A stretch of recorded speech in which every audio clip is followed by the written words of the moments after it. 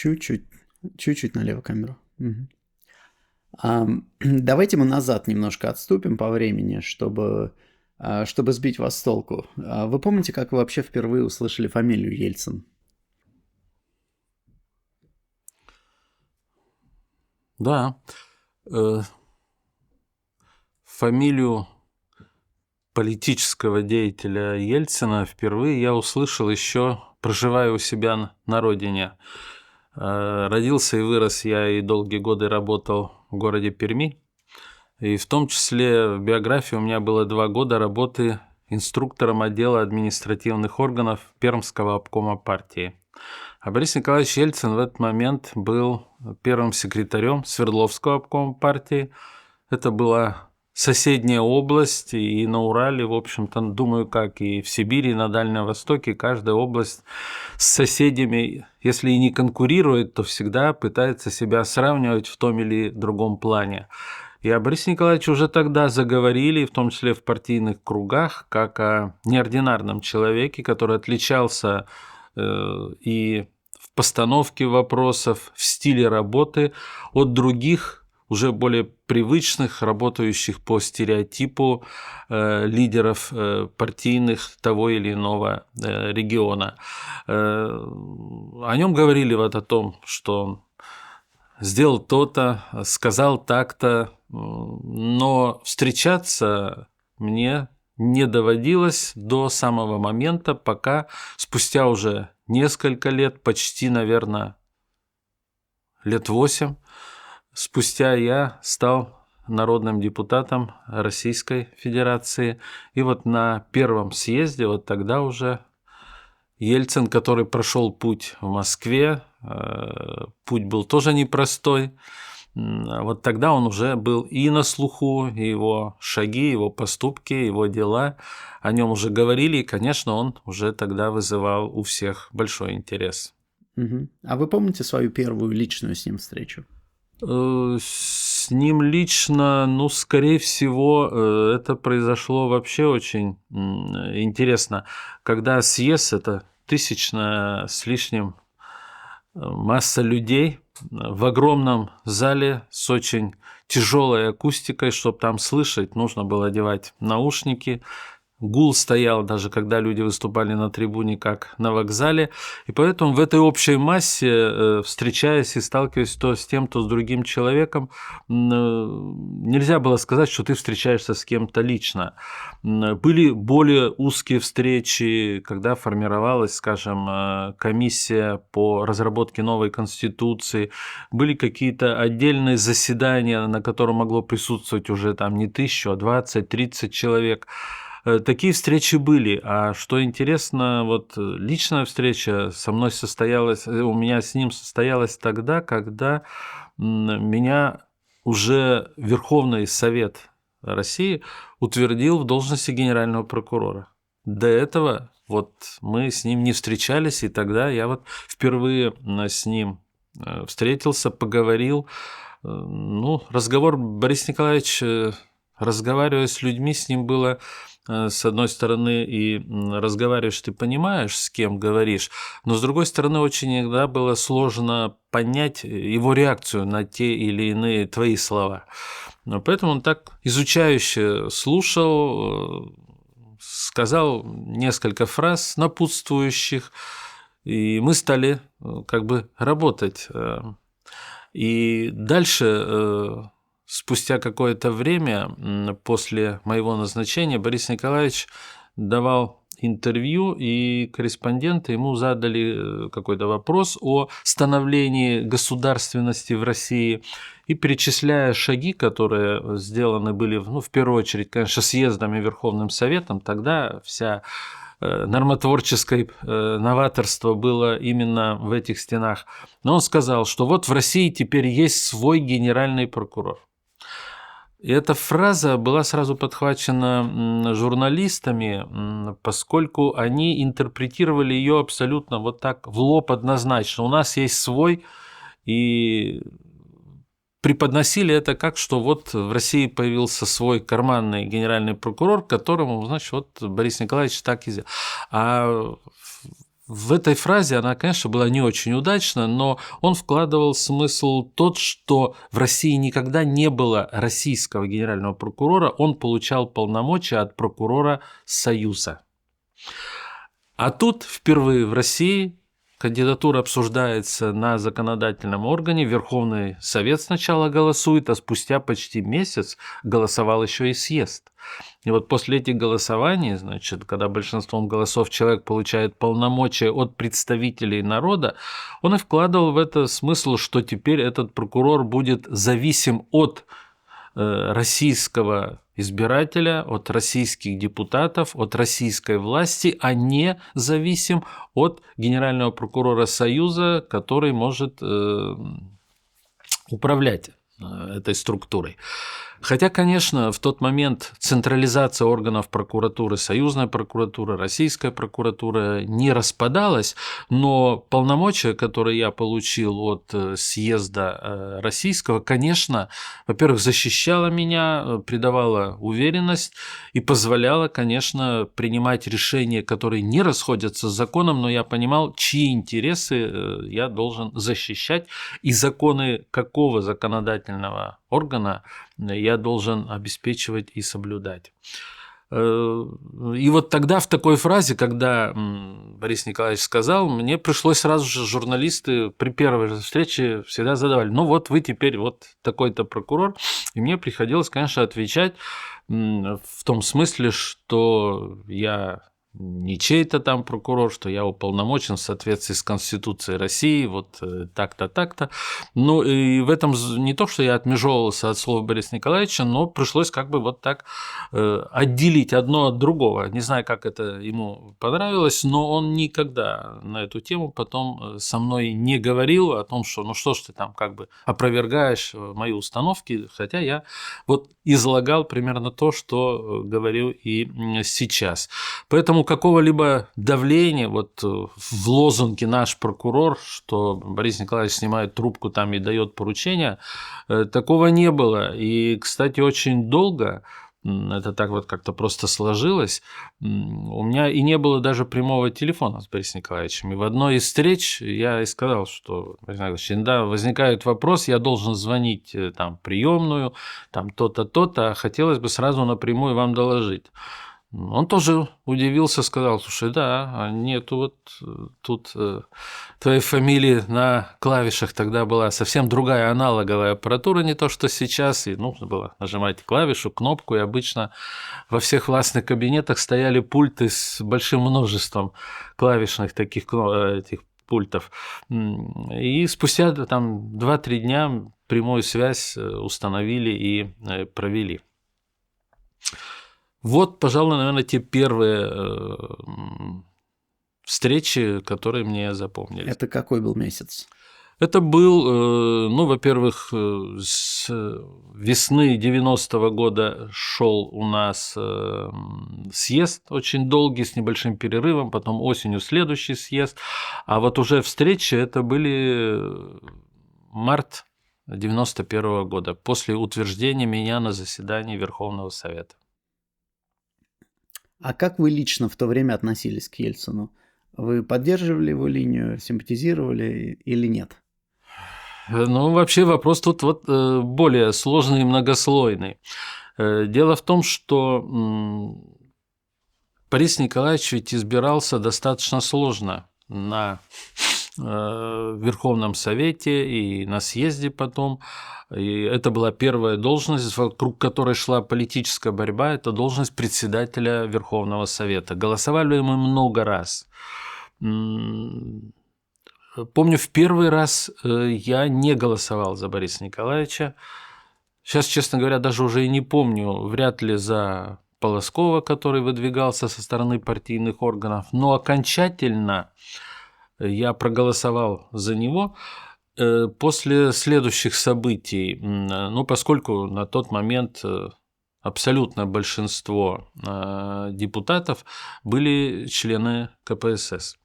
И как сейчас, скажем, фракция «Единая Россия» или та или иная партийная фракция собирается в законодательном органе, так и тогда тоже был сбор фракции коммунистов, за стенами Кремля в одном из больших залов пригласили всех народных депутатов России, членов КПСС.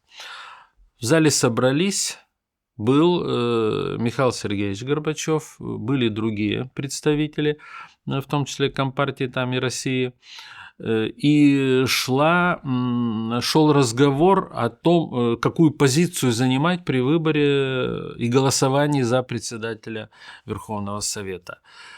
И вот, кстати, эта встреча, не знаю, как других, но меня она убедила, что надо голосовать за Бориса Николаевича, потому что, во-первых, полная какая-то беспомощность, полное отсутствие каких-то ясных целей, что нужно будет делать в условиях той экономической ситуации, той политической ситуации. Того противостояния не было, но шла острая политическая полемика, общество. Тогда назрели необходимость перемен, люди ждали этих перемен, ждали, что эти цели будут сформированы. Борис Николаевич, выступая на съезде, там, на Верховном Совете, часть этих вопросов формулировал. И хотя в методах, которые он предлагал, тоже была настороженность, почему я вот так, скажем, сразу же не воспринял его, но тут я стал взвешивать и увидел, что там-то не предлагалось вообще ничего. Говорили о каких-то там угрозах, говорили о невозможности, значит, поддержать эту кандидатуру и так далее. Но вот альтернативы, а куда идти дальше и что делать, преподнесено не было. И вот тогда и вот мы возвращались с депутатами, со многими, и вот даже прямо идя из Кремля в гостиницу, все происходило в одном месте. Уже несуществующая гостиница «Россия» была вообще фактически нашим домом, как я иногда смеялся и говорил, что здесь каждый таракан знаком. А в гостинице тогда хватало и тараканов, и мышей. И почему я это знаю? Потому что мы жили год с лишним в этих номерах. И оттуда пешком все время ходили на заседания изо дня в день. Иногда даже и в субботу и воскресенье. Так вот, возвращаясь туда, мы шли, разговаривали. И причем вот такое ощущение создалось не только у меня. Потому что это как-то было внутренне созревшее, а тут, идя, обсуждая, я слышу примерно такие же взгляды. Слушай, так что, за них голосовать, что ли, там, за того или за другого? Слушай, да нет. И я не хочу сказать, что голосовали от безысходности за кандидатуру Бориса Николаевича, но там наверняка были голоса отданы за, как за ярых сторонников, голоса, которые, в общем-то, давали ему кредит доверия во власти для того, чтобы в России произошли какие-то перемены. Это ведь сейчас, оглядываясь на те события спустя там 20 с лишним лет, можно говорить, правы мы были или не правы, к чему это привело к каким-то разрушениям, каким-то социальным и вообще огромным потрясениям в стране. Да, произошли революционные преобразования, конечно, и они двигались и в 91-м, и в 92-м, и в 93-м году. Но глядя, например, сегодня на события на Украине, я во многом так вот перемежаю и вспоминаю, что они находятся сейчас в революционной ситуации, и как мы.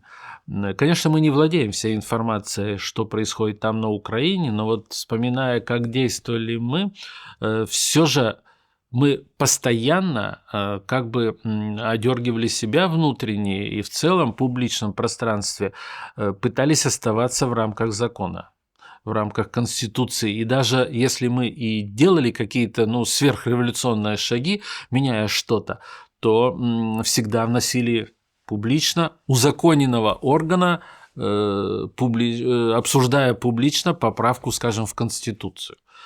Да, не ломая чего-то, не опережая во времени, наверное, нельзя сделать глобальных изменений в обществе, в его государственном устройстве, но мы всегда очень, скажем, долго и, как потом оказалось, достаточно выверенно относились к национальному вопросу, поскольку Россия – это многонациональное государство, и те многонациональные проблемы, которые существуют на Украине, они несоразмерны с теми, которые существуют в России. Мы не допускали этого. То есть вот кто бы и как доведись оказаться в той ситуации снова в 91 году, сделал бы эти преобразования лучше или хуже, наверное, спустя 20 лет можно рассуждать. Но тогда все же в 91 году особенно и до событий 93 года они уже носили и другой характер, и были более сложны. Все же мы прошли с меньшей кровью и прошли с меньшими потрясениями. Хотя в целом общество, Украина просто, например, я сравниваю, потому что вот она находится сейчас в такой ситуации, она еще не подозревает о тех экономических трудностях, которые ее ждут. И тогда России особо никто не готов был помогать. А что будет с Украиной? Ну, это вот все находится в их руках, им еще придется пережить много сложностей, которые пережили мы тогда. А вы же тогда были очень молодым человеком и при этом генеральным прокурором, да? Да, тогда это мне довелось в достаточно молодом возрасте, в 39 лет. А вас тогда захватывал этот ветер перемен? Какие у вас были настроения? Ну, вы знаете, когда я все равно продукт воспитания другого социалистического общества, это наслаивалось и школьное воспитание тех времен, и университетское воспитание времен. Другое дело, что, ну, скажем, юридическое образование, оно давало возможность, вне зависимости от идеологической окраски, это и логическое мышление, и построение своих убеждений как-то, но тем не менее, вот готовность к революционным каким-то преобразованиям в молодые годы, конечно, выше, чем в более зрелые годы. Хотя среди людей, которые тогда очень активно внедряли какие-то демократические институты или еще чего-то, были люди и зрелые, гораздо, скажем, старше меня. Но в то же время у меня существовала еще и школа, пройденная в органах прокуратуры. Она, в общем-то, достаточно дисциплинировала человека в части не чинопочитания, а в части приоритетов, целей, законов, как человек должен поступать. И если есть просто такие морально-нравственные установки, что такое хорошо и что такое плохо, то вот для юриста есть еще и другие установки. Если он юрист до мозга костей и именно так воспитан, что законно, а что незаконно. А если это незаконно, то как совершить и сделать то, чего еще не закреплено в законодательстве, то опять же это не какие-то там революционные преобразования, опять же выработка какого-то алгоритма действия, разработка какого-то нормативного акта, его принятие и потом сделать это правило для общества в целом.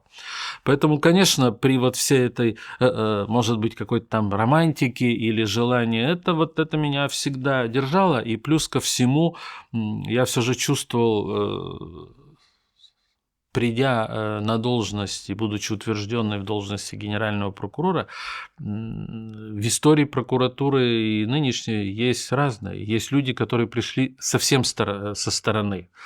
К счастью, сейчас этого меньше происходит, но тем не менее это было. И вот как у дипломатов говорят, кадровый дипломат. Так вот, есть такое же понятие, как человек, выросший внутри системы МВД, Министерства обороны, прокуратуры, судейского сообщества. А я был человек, выросший внутри системы, который, несмотря на мой молодой возраст, 39 лет, я прошел без исключения все ступени. Следователь, прокурор района, прокурор города с районными прокуратурами, прокурор края, зампрокурора России, генеральный прокурор. То есть здесь я ступени не перескакивал, и я был, конечно, продукт вот этой системы. И оказавшись в этом кресле, я постоянно, несмотря на огромные катаклизмы, которые происходили в государстве, чувствовал ответственность за те 30 с лишним тысяч человек, которые работают в системе прокуратуры. И не то, что чувствовал, как говорится, за них личную ответственность, ответственность, я понимал, что я должен создавать для них условия, когда они принимают решения, а решения они должны основывать только на законе, они чувствовали себя защищенными и понимали смысл происходящего. Вот это очень сложно, когда идут преобразования, когда мы здесь в Москве варимся в одном соку, а люди, оторванные от того объема информации, от той осознания даже политической ситуации, когда идут преобразования, целесообразность иногда опережает законность или еще чего-то. Они были оторваны. И вот руководить ими, чтобы они понимали, чтобы не попадали в просак, вот это была очень такая большая ответственность. И когда вот кто-то возвращается в воспоминаниях к 91 году, называет различные детали, что происходило в Белом доме, что происходило там в Кремле или еще чего-то. Меня спрашивают, я говорю, слушай, я не помню, потому что была еще огромная повседневная работа руководством всей системы в огромной России. Это издание приказов, проведение коллегий, посещение пленумов Верховного суда, там, значит, президиума Верховного суда, масса других вопросов повседневных, которые требовали от меня. Я не мог быть оторванным от этого и заниматься только чистой политикой, когда за мной стояла такая огромная система. И она тоже находилась на переломном этапе, им тоже надо было понимать, как, значит, жить и как работать. Летом 91 года вы, как генеральный прокурор, были вовлечены в события, у вас наверняка была какая-то информация, которой не было у рядовых обывателей. У вас было какое-то ощущение, что есть напряжение в обществе, что что-то будет происходить, что, может быть, готовится какой-то переворот? Ну, в те месяцы, в те годы, в те дни, наверное, мы, в общем-то, жили в таком вот постоянном напряжении, что что-то происходит. Вопросы усиливающейся, скажем, конфронтации между Россией и союзным центром существовал. В общем-то, и съезд, и Верховный Совет сам подливал масло в этот огонь, принимая тот или иной закон, где мы или обосабливались от Союза, или принимали закон, в котором урегулировали вопросы той или иной проблемы в России самостоятельно. В то же время и союзные законы, которые принимались тогда работающим съездом, он тоже не был сверхконсервативным, но тем не менее они принимали часто рамочные законы, которые, это была столбовая дорога, направление, куда надо идти. А как идти, какими шагами, утром, вечером, значит, или еще чего-то, это уже требовалось законодательство республики. Вот тогда мы многое такого делали, и иногда наверняка принимали эти законы, опережая стереотип восприятия этой ситуации, который существовал у депутатов Союза, а больше, наверное, степени у аппарата ЦК КПСС. Поэтому такое напряжение было. Но опять же, понимаете, погрузиться вот в это политическое постоянное напряжение мне, может быть, и мешало или не давало как раз то, что у меня параллельно была еще огромная ответственность за ту систему, за повседневно, потому что хотим мы не хотим, преступления совершались каждый день. Они требовали, а тогда в прокуратуре было следствие, это огромный, серьезный кусок, это аресты прокурора, продление всевозможных сроков, принесение протестов на те или иные приговоры. То есть это такой кусок работы, который был очень сложен. И жизнь моя была таким образом сформирована. Скажем, я утром рано приходил, работал, потом ехал на заседание Верховного Совета, я оставался членом Верховного Совета. Работал там, как правило, до обеда только. Потом возвращался и уже допоздна работал в прокуратуре. А учитывая, что по 3, а иногда и 4 дня в неделю были заседания, там, то съезда, то Верховного Совета, то такой график был сложен.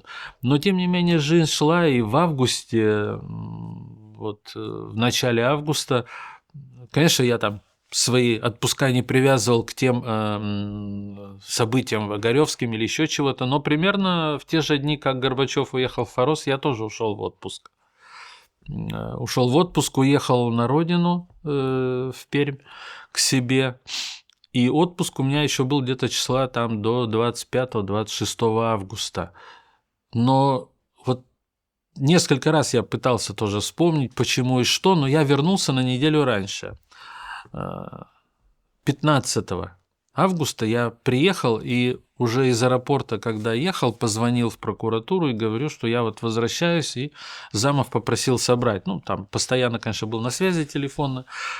И я вернулся в пятницу вечером, уже часов в 5 они собрались все, и все с удивлением говорят: Владимир Ильич, у вас еще неделя, отдыхайте, зачем приехали и чего? Я говорю: да нет, вот что-то вот не сидится в отпуске, я с понедельника выйду, будем там работать, а сейчас давайте, значит, что тут у вас происходило и какие тут события, более детально поговорим. Так получилось, что 15-го я вернулся, и вот в понедельник, 19-го, уже, ну, как бы официально должен был приступить снова к своим обязанностям. И все эти события произошли. Поэтому, конечно, скажем, меня, во-первых, не было в Москве, да и заместителей никто вот этой информации о том, что первые лица государства готовят такой переворот, такой информации не было, нет сотрудников там МВД, нет ФСБ, мы не получали. И где вас застал путч? Утро 19 собирался на работу, включил телевизор, но и там, как все миллионы советских граждан, увидел Лебединое озеро. После этого стали перемежаться сообщения, уже официальный диктор читал, ну и тогда я тут прямо слушая это, сформулировал и сразу вслух тут своим близким, семейным сказал, что, слушайте, это государственный переворот. После чего приехал в прокуратуру, а оттуда поехал в Белый дом, там, где находился в те годы Верховный Совет России. Борис Николаевич еще не было, он ночью как раз вернулся, прилетел, был в Архангельском, и мы там вот как раз собрались, я имею в виду там руководство Верховного Совета, депутаты уже подъезжали, вот, и ждали Бориса Николаевича. И только уже спустя какое-то время, когда дело стали расследовать, когда ГКЧП был низвергнут, мы только узнали, какие шаги предпринимались к тому, чтобы, скажем, отработать вопрос его захвата, не допустить его выезда из Архангельского, с этого дачного поселка, где находились мы. Кстати, у меня тоже там была служебная дача в Архангельском, но в эти выходные я, вернувшись из отпуска, там не был. И поэтому утром, вот когда там они собрались, меня там не было, я из квартиры ехал к себе. И там еще было достаточно интересно, в это, наверное, трудно поверить сейчас, но тогда это так было. Я жил в доме на улице Королева.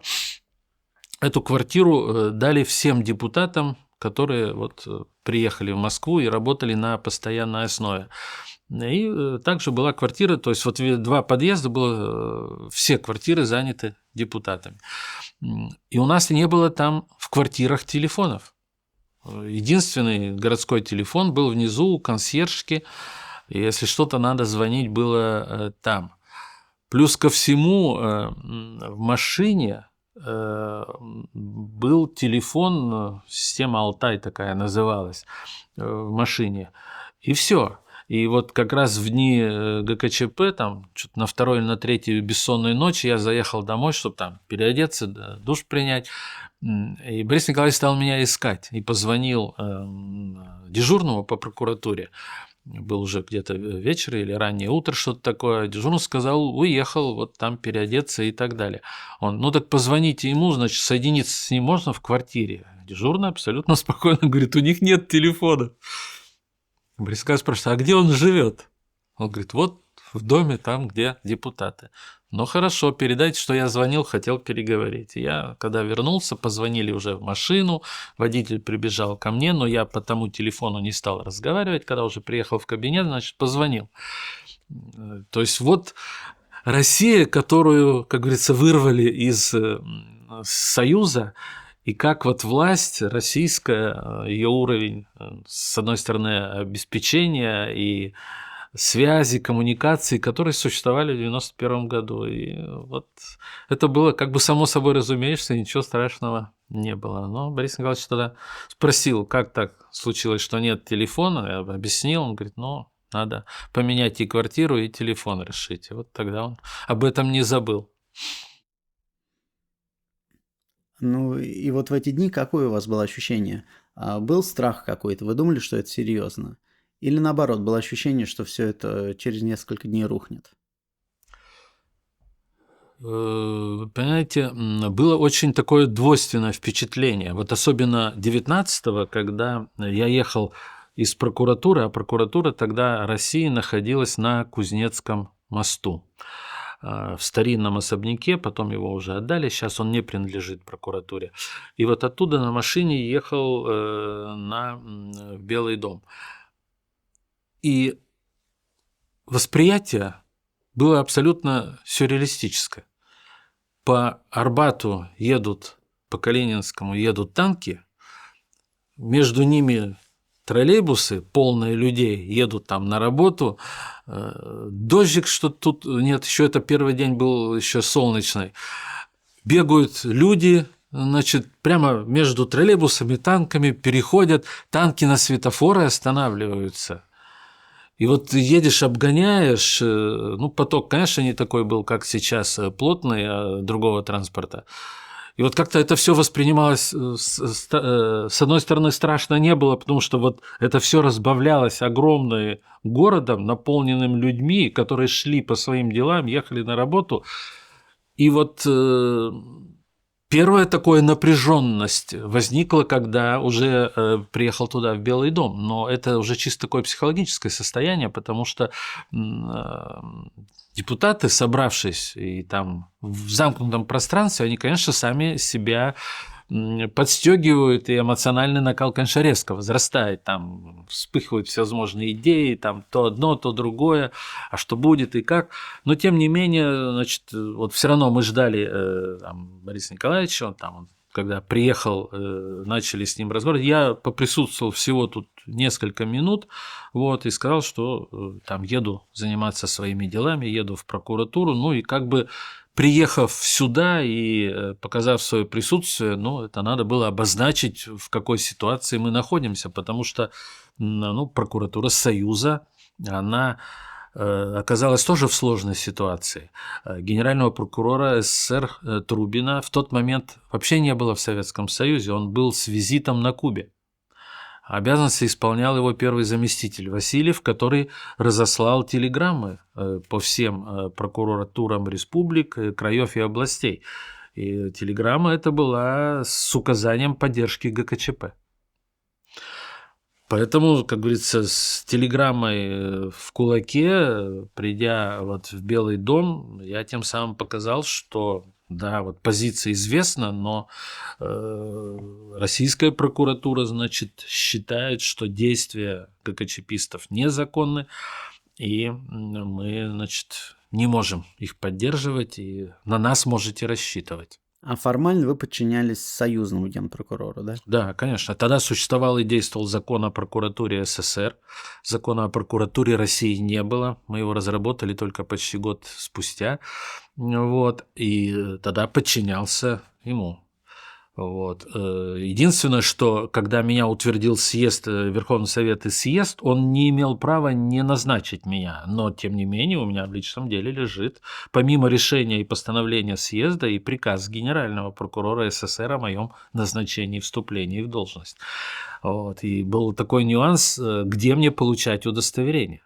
И удостоверение тогда мне, значит, выписали все же в Верховном Совете. И удостоверение генерального прокурора было с подписью, значит, подписал его Хасбулатов тогда уже, ну, как первый заместитель и так далее, но такое удостоверение у меня было. Вот, и поэтому нет, я вернулся туда, и вот уже, когда мы поняли лозунги, это одно, а когда стали поступать документы членов ГКЧП, когда стали шаги, которые они предпринимать, я часто ездил там в Белый дом, возвращался, выезжал там по другим делам. Каждый раз у меня была мысль: я возвращаюсь в прокуратуру, а сейчас там к разбитому корыту, потому что ничего не стоило. Там два милиционера с пистолетами, которые у входа стоят, это не сейчас там. Ну, вот, значит, пришло несколько солдат с автоматами, и все, прокуратура или закрыта, или, значит, все, кто там находится, сидят в кабинетах, выйти не могут, значит, власть сменилась, назначили кого-то или еще чего-то. И вот каждый раз приезжая, я так заходил, смотрел, вроде все нормально, но меня мысль не оставляла. Почему? Если вы хотите, значит, установить единство власти ГКЧП, почему не идете на такие шаги? Присутствие, конечно, войск в городе, вот это, я говорю, первое такое состояние, потом они, конечно, стали обволакиваться и погружаться в этот огромный город. Потому что, понятно, солдаты, срочники, вот с их, сейчас такое красивое слово, менталитет, а тогда просто с их мироощущением представить, что они будут стрелять в людей, было нельзя. Кроме того, представьте, что такое танки, БТРы, стоящие в переулках московских улиц. Солдат надо кормить, солдату надо иметь где-то туалет. И поэтому, вот, когда я говорю, обволакивали, то люди устанавливали с ними контакты. Там, кто-то кормил этих солдат, кто-то пускал их в квартиру там, помыться, там, значит, в туалет сходить, там, еще что-то. И вот это присутствие войск, и потом в последующем, когда мы расследовали дело ГКЧП, в Министерстве обороны, там, Язову, другим докладывали, что, в общем-то, это не разложение, но вот острота боеготовности, она снижается. Чем дольше войска стоят в городе под непонятными лозунгами, это бессмысленность становится. Вот. А то, что жертвы и вот эти кровь, которая была пролита в туннеле на Садовом кольце, это, конечно, не то, что случайность, это когда ночью уже пик эмоционального напряжения был высокий, простое перемещение колонны, которая оказалась, как и все, были с боевыми и патронами, и снаряды в танках были. Вот перемещение этой колонны, когда ее закрыли, напуганные солдаты, которые, значит, подожгли БТР, и они, спасая и защищая свои собственные жизни, стали стрелять в воздух там веерами и так далее, в конечном итоге привело к жертвам. Потому что один человек погиб не от пули, а травмированный был дверкой БТРа, другие там, значит, пули были сквозные, и это ранение не было там целенаправленное, вот, значит, все, что происходило, напуганные сами эти солдаты, которые зажали в туннеле, и, значит, они чувствовали опасность для собственной жизни, что было абсолютно реально. Вот это стало трагедией. Вот в эту ночь напряжение о том, что будет штурм Белого дома, существовало. Я находился в Белом доме. В прокуратуре находился мой заместитель. Вот мы с ним перезванивались, и был момент, когда, в общем-то, так я, не позвонил в том смысле, что прощаясь, но в то же время сказал, вот что там надо делать, и потом говорю, слушай, там вот у меня ключ от сейфа в кабинете лежит, там в столе, это старый бюрократический не таскать с собой ключи, вот найдешь у меня там мои личные документы, там вот какие-то еще деньги в конверте лежат, вот там оставшиеся от отпускных. Евгений Кузьмич, зная, если что-то, вот тут. Вот такая общая, конечно, атмосфера чувствовалась. Это был не страх, но понятие и такой экзальтации в Белом доме. Я ходил по его коридорам, и мне было страшно не за ситуацию, которая происходила, а страшно, что будет с этими людьми. Это потому что горящие глаза каких-то там девчонок, журналисток, каких-то там, значит, ребят, каких-то людей, известная, прошедшая там, по-моему, по всем средствам массовой информации, это фотография Ростроповича, где там у него спит парень, а он держит его автомат. Я смотрел на этих людей, и мне было именно страшно за них. Потому что, в отличие от многих там, я присутствовал и видел, скажем, там на учениях, еще где-то, как работает спецназ. Я прекрасно понимал, что это 15, 30 минут, и все будет кончено, если будет дана команда зачистить Белый дом. И никакие тут сопротивления, никакие там люди, значит, с горящим взором, значит, на защиту вставшей России ничего не спасут. И всех, в общем-то, ждет серьезная участь, если будет дан такой приказ. И вот когда уже произошли события в туннеле, когда, значит, там и выстрелы, все. Кстати, это даже слышно было из Белого дома. Лето, окна были открыты, стрельба эта была слышна. Я стал связываться, и потом по телефону уже мне заместитель говорит, он говорит, что там, значит, вот горят, там трупы, там солдаты. Значит, я звоню в главную военную прокуратуру, а главная военная прокуратура и вся система военных прокуратур была подчинена прокуратуре СССР. В России не было возможности влиять на военные прокуратуры. Они не выезжают на место происшествия, говорит заместитель. Что будем делать и как так и тому подобное.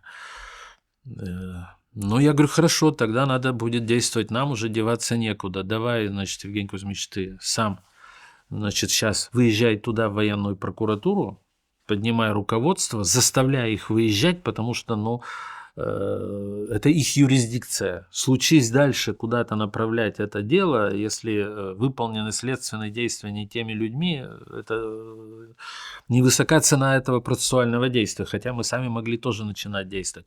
Я говорю, выезжай, я тогда тоже еду, ты из прокуратуры в военную, а я еду тогда, возвращаюсь к себе. И вот тогда, значит, это уже было где-то около 4 часов, или, может, больше, чем 4 часа ночи, я вышел из Белого дома, а машина стояла вообще в 2 кварталах, чуть ли там не у входа в зоопарк, потому что тут все было так вот занято, баррикады, через них надо было перелазить.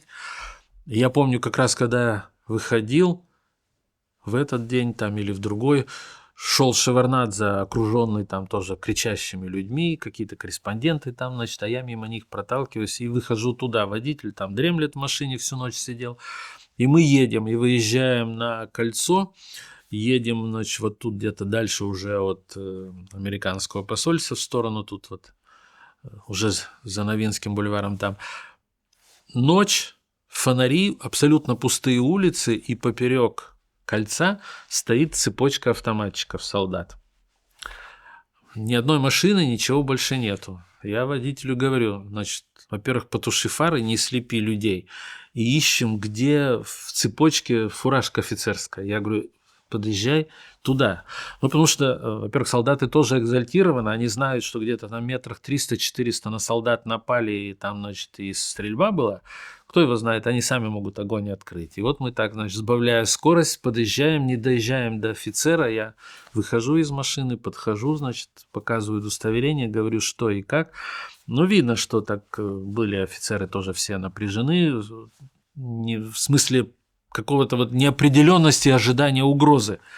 Вот. Но они дали команду, расступились, я уехал в прокуратуру, и, в общем-то, там уже начали заниматься теми делами, потому что в центре Москвы произошли такие события, и надо уже было чистыми, прокурорско-следственными действиями заниматься. То есть у вас, как у законника, была тяжелая, получается, ситуация. У вас был, с одной стороны, четкий приказ сверху, и при этом свое понимание того, как нужно реагировать на ситуацию. Да, конечно, это была вот такая непростая ситуация, потому что был разговор и с Васильевым после этой телеграммы, первый заместитель генерального прокурора позвонил мне, я ему сказал, что нет, мы получили вашу телеграмму, но вот наша позиция такая, мы считаем, что ГКЧПисты, что они превысили свои там полномочия, они не вправе так поступать, значит, и мы не будем выполнять эти команды. Но я в то же время понимал, что и прокуратура Союза и через мою голову может начать командовать прокурорами республик и краев. Потому что там в тот момент находились все прокуроры, которые были назначены генеральным прокурором Союза, а не России. И хотя как бы это была вот система прокурорская, но она у нас была жестко интегрирована сверху донизу. И там любой звонок из прокуратуры Союза, там были люди такие, которые мне в отцы годились, и, в общем-то, они были такой старой еще советской коммунистической закваски, не воспринимали Ельцина само собой, негативно и критически относились к действиям Горбачевой, то есть там были возможности полностью, но тем не менее мы старались перехватить инициативу, тоже разделили все области среди заместителей. Я их проинструктировал, о чем и что надо говорить. И каждый заместитель там по списку 10-12 областей. Надо иметь в виду, что помимо областных прокуратур на правах областных были транспортные, их тоже там было, по-моему, там 15 или 18 таких прокуратур по России. То есть у нас было достаточно много субъектов, и прокуратур было под 100. Вот. Они разговаривали, объясняли политику, объясняли, значит, что тут. Ну, по крайней мере, даже если люди в душе были не согласны, они, по крайней мере, получили какую-то информацию и установку, и уже могли. И надо сказать, только единицы прокуроров краев и областей где-то выступали на законодательных собраниях, там еще чего-то, и заняли такую про-ГКЧПистскую позицию, которые говорили, что да, ГКЧП там вправе, надо наводить порядок. Потому что на местах-то было все, что угодно. И многие лидеры восприняли положительно, кто-то предпринимал шаги, и надо сказать, что после вот этих событий ГКЧП мы возбудили около 40 уголовных дел. В первую очередь была такая большая волна выхода на Бориса Николаевича. Это депутаты с мест, как мы их там называли, самые ярые у нас демократы, которые требовали, чтобы там были чуть ли не арестованы первые секретари обкомов, значит, председатели там законодательных органов, которые, как они говорили, они поддержали ГКЧПистов. И у меня был разговор с Борисом Николаевичем, он говорит, надо с этим разбираться. И я, значит, его проинформировал, что были возбуждены дела. Но дела были возбуждены не просто так, по нашей команде, когда мы сказали возбудить дела и всех там, значит, под одну гребенку. Нет, дела возбуждались только при наличии признаков, когда или вышел какой-то документ за подписью того или иного руководителя в развитие идей ГКЧП.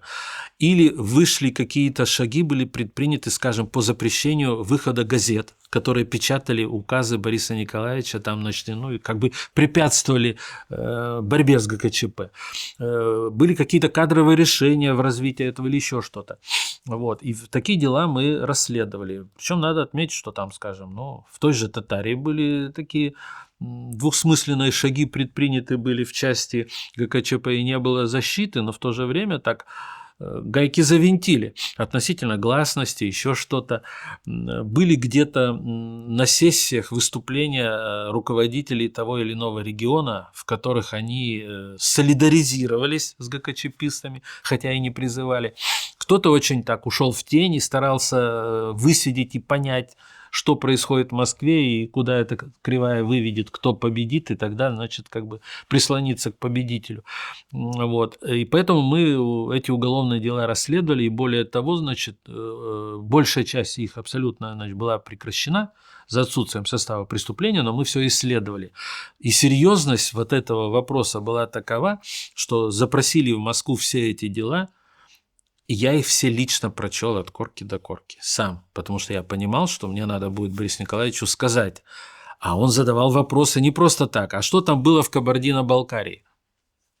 А он задавал вопросы, а как там Коков, руководитель Кабардино-Балкарии, то-то, то-то. И я должен, значит, не просто, пользуясь информацией своих людей, а прочел все эти дела, просидел там, наверное, достаточно долго.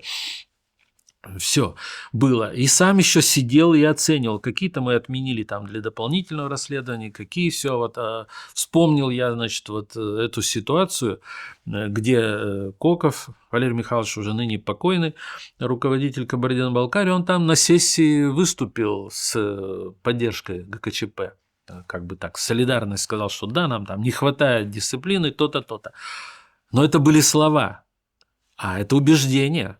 За политические убеждения мы не преследовали уголовно. Мы должны были видеть, что после этих слов, скажем, он издал какое-то распоряжение закрыть телевизионный канал, который вещал там, значит, документы Ельцина, запретить выпуск газеты, изъять тиражи газеты, такие вещи были. Этого ничего не было. И я согласился с прекращением этого дела, и спустя там не один месяц я потом узнал, что вот там он очень переживал, как все это будет, и однажды, встретив меня, значит, я даже знать не знал, я просто выполнял свою работу, подошел, пожал руку и сказал, вот спасибо, я помню, что вот тогда вот вы такое решение приняли и так далее. Я говорю: Валерий Михайлович, ну это такие дела нет, это не такие дела. Я помню, и спасибо. И вот так вот до последних дней, сколько мы с ним общались, я так чувствовал, что он всегда ну, как бы благодарен за эти шаги. Хотя, как я говорю, что я не покрывал какое-то его там действия, которые не были преступными, а в которых, ну, вот сквозило только его убеждение и понятие ситуации на тот момент. Мы сейчас перейдем к расследованию дела. Последний вопрос. Да. Да, ну последний вопрос тогда про непосредственно путч. Вы понимали, что в случае успеха ГКЧП вы, как ослушавшийся приказа, попадете в какие-то списки, и уже не вы будете расследовать, а расследовать будут вас? Как вы думаете, события развивались бы, если бы путч все-таки удался? Ну, мы в сослагательном наклонении про это, да, но какие бы были дальнейшие действия путчистов, по вашему мнению? Что было бы с Ельциным и теми, кто его поддерживал? Знаете, говоря о том, что ГКЧПистам все же не хватило решительности в принятии жестких мер, я вот не убежден, что в случае победы ГКЧП были бы, ну, какие-то такие сверхкровавые последствия для всех остальных. Все же здесь, ну, я так вот думаю, что в каких-то там цивилизованных рамках остались. Но отстранение от должностей, то есть вот бюрократические, кадровые там и партийные решения были бы приняты однозначно, потому что тогда партийные органы работали по производственному принципу. Это же позже уже с производства были убраны партийные комитеты. Они были бы, скорее всего, тогда оргвыводы были бы сделаны очень большие. Не исключаю, что были бы возбуждены какие-то уголовные дела, но опять же, ведь все действия, которые предприняты были Ельциным, его окружением, а это было не просто окружение каких-то политиков, а это были, вот здесь есть определенная параллель, которую надо провести и понимать. Вот есть руководитель России Борис Николаевич Ельцин, есть, значит, Верховный Совет, есть съезд. И все шаги, которые они предпринимали, и мы все вместе в 1991 году, они были в рамках действующей Российской Конституции и тех полномочий, которые мы делали. Правда, были там указы Бориса Николаевича, когда он там говорил, что я переподчиняю себе вооруженные силы России, еще чего-то, но тем не менее это происходило. А вот когда мы расследовали дело о ГКЧП, и ГКЧПисты говорили, а какую власть мы присвоили, мы же были Лукьянов, председатель Верховного Совета, министр обороны, руководитель КГБ, мы говорили да, но ни у кого из вас, у каждого, и более того, у неконституционно созданного органа ГКЧП не было тех полномочий, которые вы себе присвоили. Отстранить президента, назначить исполняющим обязанности вице-президента, исполняющим обязанности президента. Да, в Советском Союзе существовал закон о чрезвычайном положении, но даже и его они нарушили, введя его и используя его в этой ситуации. Таким образом, Россия защищалась практически на 90%, действуя в рамках своих полномочий. И никто там, ни Верховный Совет не создавал какую-то там хунту, ни Борис Николаевич не присваивал себе каких-то, я говорю, что за некоторыми штрихами этих полномочий. А вот ГКЧПисты, да, они фактически создали хунту, неконституционный орган ГКЧП, которого и не было в законе о чрезвычайном положении. Если бы они его ввели, основываясь на какой-то, фактуре. То есть они-то ушли за рамки правового поля, а мы, защищаясь, в ней оставались. Поэтому даже возбудить уголовные дела потом против российского руководства было бы достаточно сложно и защищать. А потом люди, и был такой порыв, которого, конечно, потом мы не наблюдали. И в 1993 году какая-то оголтелость в этом порыве была. А там было другое, как я помню, прямо еще мы ждем Бориса Николаевича, а люди сами стали строить баррикады вокруг Белого дома. Но это тоже была какая-то абсурдность, как я говорю, там ездит машина оттуда, откуда ни возьмись, в центре города, у Белого дома какие-то бревна. Где их нашли? Тащат, как муравьи. А тогда не было этого забора, который сейчас окружает дом правительства. Подходы, подъезды были абсолютно открыты. И депутаты, приезжая на заседание, поднимались прямо там по эстакаде, и свои машины личные ставили вот прямо у дверей Верховного Совета. И вот мы спустя полчаса смотрим, что эти машины становятся одной из основ баррикады. И хозяева этих машин, депутаты, стоят около и видят, как на крышах их машин сидят уже люди, установлены какие-то, значит, покрышки, кстати, тоже тащили, но никто их не поджигал ни за одну ночь. Вот, какие-то штакетики, еще чего-то. Но и когда это все закончилось, все это потом разбирали, все машины остались, ни у кого ничего не угнали. Ну, где-то, возможно, там помяли что-то, еще чего-то, но все это осталось на месте, как и было. А можно я вас попрошу сформулировать емко, что произошло в этот день? Что там такой-то, такой-то и такой-то, такой-то с такими-то должностями организовали ГКЧП. Опишите, пожалуйста, это одним абзацем. Подготовка ГКЧП началась сразу же после отъезда Горбачева 4 августа. Он уехал в Форос. Как многие тогда говорили, и потом, я думаю, и сам Михаил Сергеевич признал, что это была ошибка, отъезд его, что ему надо было довести до конца. Вот Огаревская. И, возможно, этот нарыв бы лопнул, возможно, что-то тоже бы произошло, но это произошло бы в более управляемой ситуации и не вылилось бы в какие-то крайности. Но он уехал 4 числа, и сразу же после его отъезда Крючков стал плести интриги. Можно вас прерву? Кто такой Крючков? Да. С должностями, чтобы мы понимали контекст. И сразу же после его отъезда инициативу по вот уже не только внутреннее недовольство, сопротивление внутреннее, которое присутствовало и у премьера советского правительства Павлова, и у министра обороны Язова, и у председателя КГБ Крючкова, вот они стали облекать в определенную форму. Инициатором всего этого происходил Крючков. В силу своей профессиональной подготовки он, конечно, до этого со многими индивидуально вел определенные беседы. Но эти беседы такие были разведывательные, прощупывания, как человек относится к ситуации. То есть он пытался оценить возможности и потенциал убеждения неправоте Горбачева у всех руководителей страны. И с такими он вел разговоры, значит, и с секретарями ЦК, скажем, как Бакланов был, и Шейн, там, с Пуга, как с министром внутренних дел.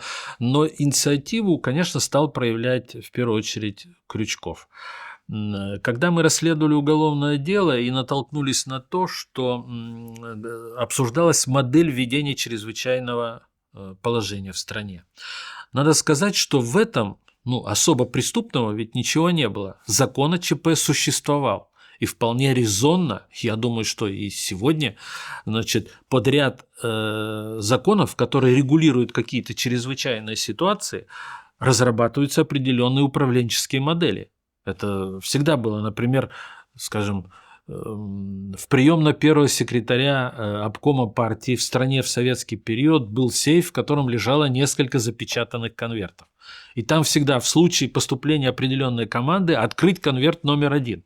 Я не знаю, что в нем было, но вот будучи там и дежурным по обкому партии, всегда в эту инструкцию подписывал, давали ключи от запечатанного сейфа, он был пустой, и на его полочке лежало 3 конверта запечатанных. И я знал, что в случае, если фельдсвязь принесет что-то такое, то как дежурный ночью я должен открыть этот конверт и сообщить, что в нем написано первому секретарю обкома партии.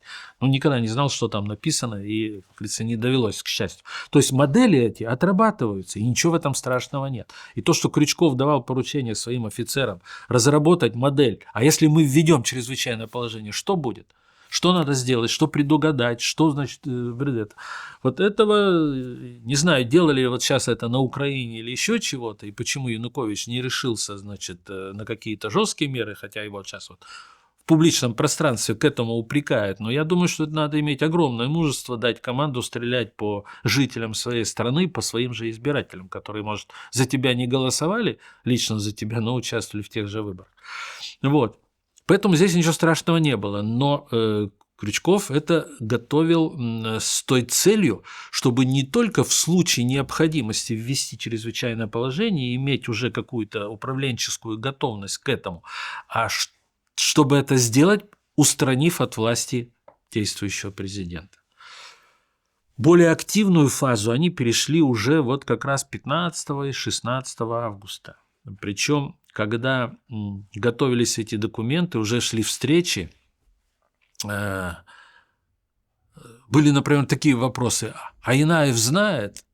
Крючков отвечал, Янаев не знает еще, но он будет с нами, он разделяет эти взгляды. То есть, ну вот, говоря на сленге, Янаева вообще первое время пытались использовать в темную. То есть за его спиной разработали модель, где он должен стать заменой президенту, законно избранному, будучи вице-президентом, а он еще даже этого и не знал. И он узнал этого только вот прямо в преддверии, значит, самих событий. Поездка ключевым событием в подготовке ГКЧП это была, конечно, поездка к Горбачеву в Форос. Спорили, кому туда ехать. Кто-то боялся, кто-то не хотел смотреть в глаза президенту, значит, и это говорить, ну, скажем, Язов, которому было очень неудобно. И вообще вот, когда мы расследовали дело ГКЧП, и надо помнить, что все расследование было проведено за 4,5 месяца. Это очень, с одной стороны, быстро, с другой стороны, ну, в общем-то, достаточно полно это удалось сделать. Объем был материалов не такой большой, как вот сейчас говорят о многих делах. Это было 140 с небольшим томов, была создана следственная группа и так далее. Вот, так работа эти 4 месяца с арестованными и подследственными, конечно, вот я с ними часто встречался, сложились какие-то определенные представления. Так вот, среди них всех у меня вот такое было уважительное отношение, в первую очередь, к Язову. Вот он у меня такой был человек простой, чистый, вот такой военный, прошедший вот и войну, и вот убежденный вояка, достаточно, наверное, не изощренный во всех вот этих политической подковерной борьбе, вот такой прямой и честный человек. Кстати, он и на первых же допросах стал говорить все как было. Потом уже там с участием адвокатов, сговора там всех других, он от многих показаний стал отказываться. Но когда вот с ним стали разговаривать, он вел себя так вот по-офицерски прямо и рассказывал все как есть. Крайне ухищренный во всех отношениях это был Павлов. Крючков постоянно, ну это не его, наверное, вина, а его беда. То, что он профессиональный разведчик, профессиональный КГБшник. В любом разговоре он всегда ведет разговор таким образом, пытаясь из тебя получить какую-то информацию, постоянно тебя прощупывая, значит, еще что-то.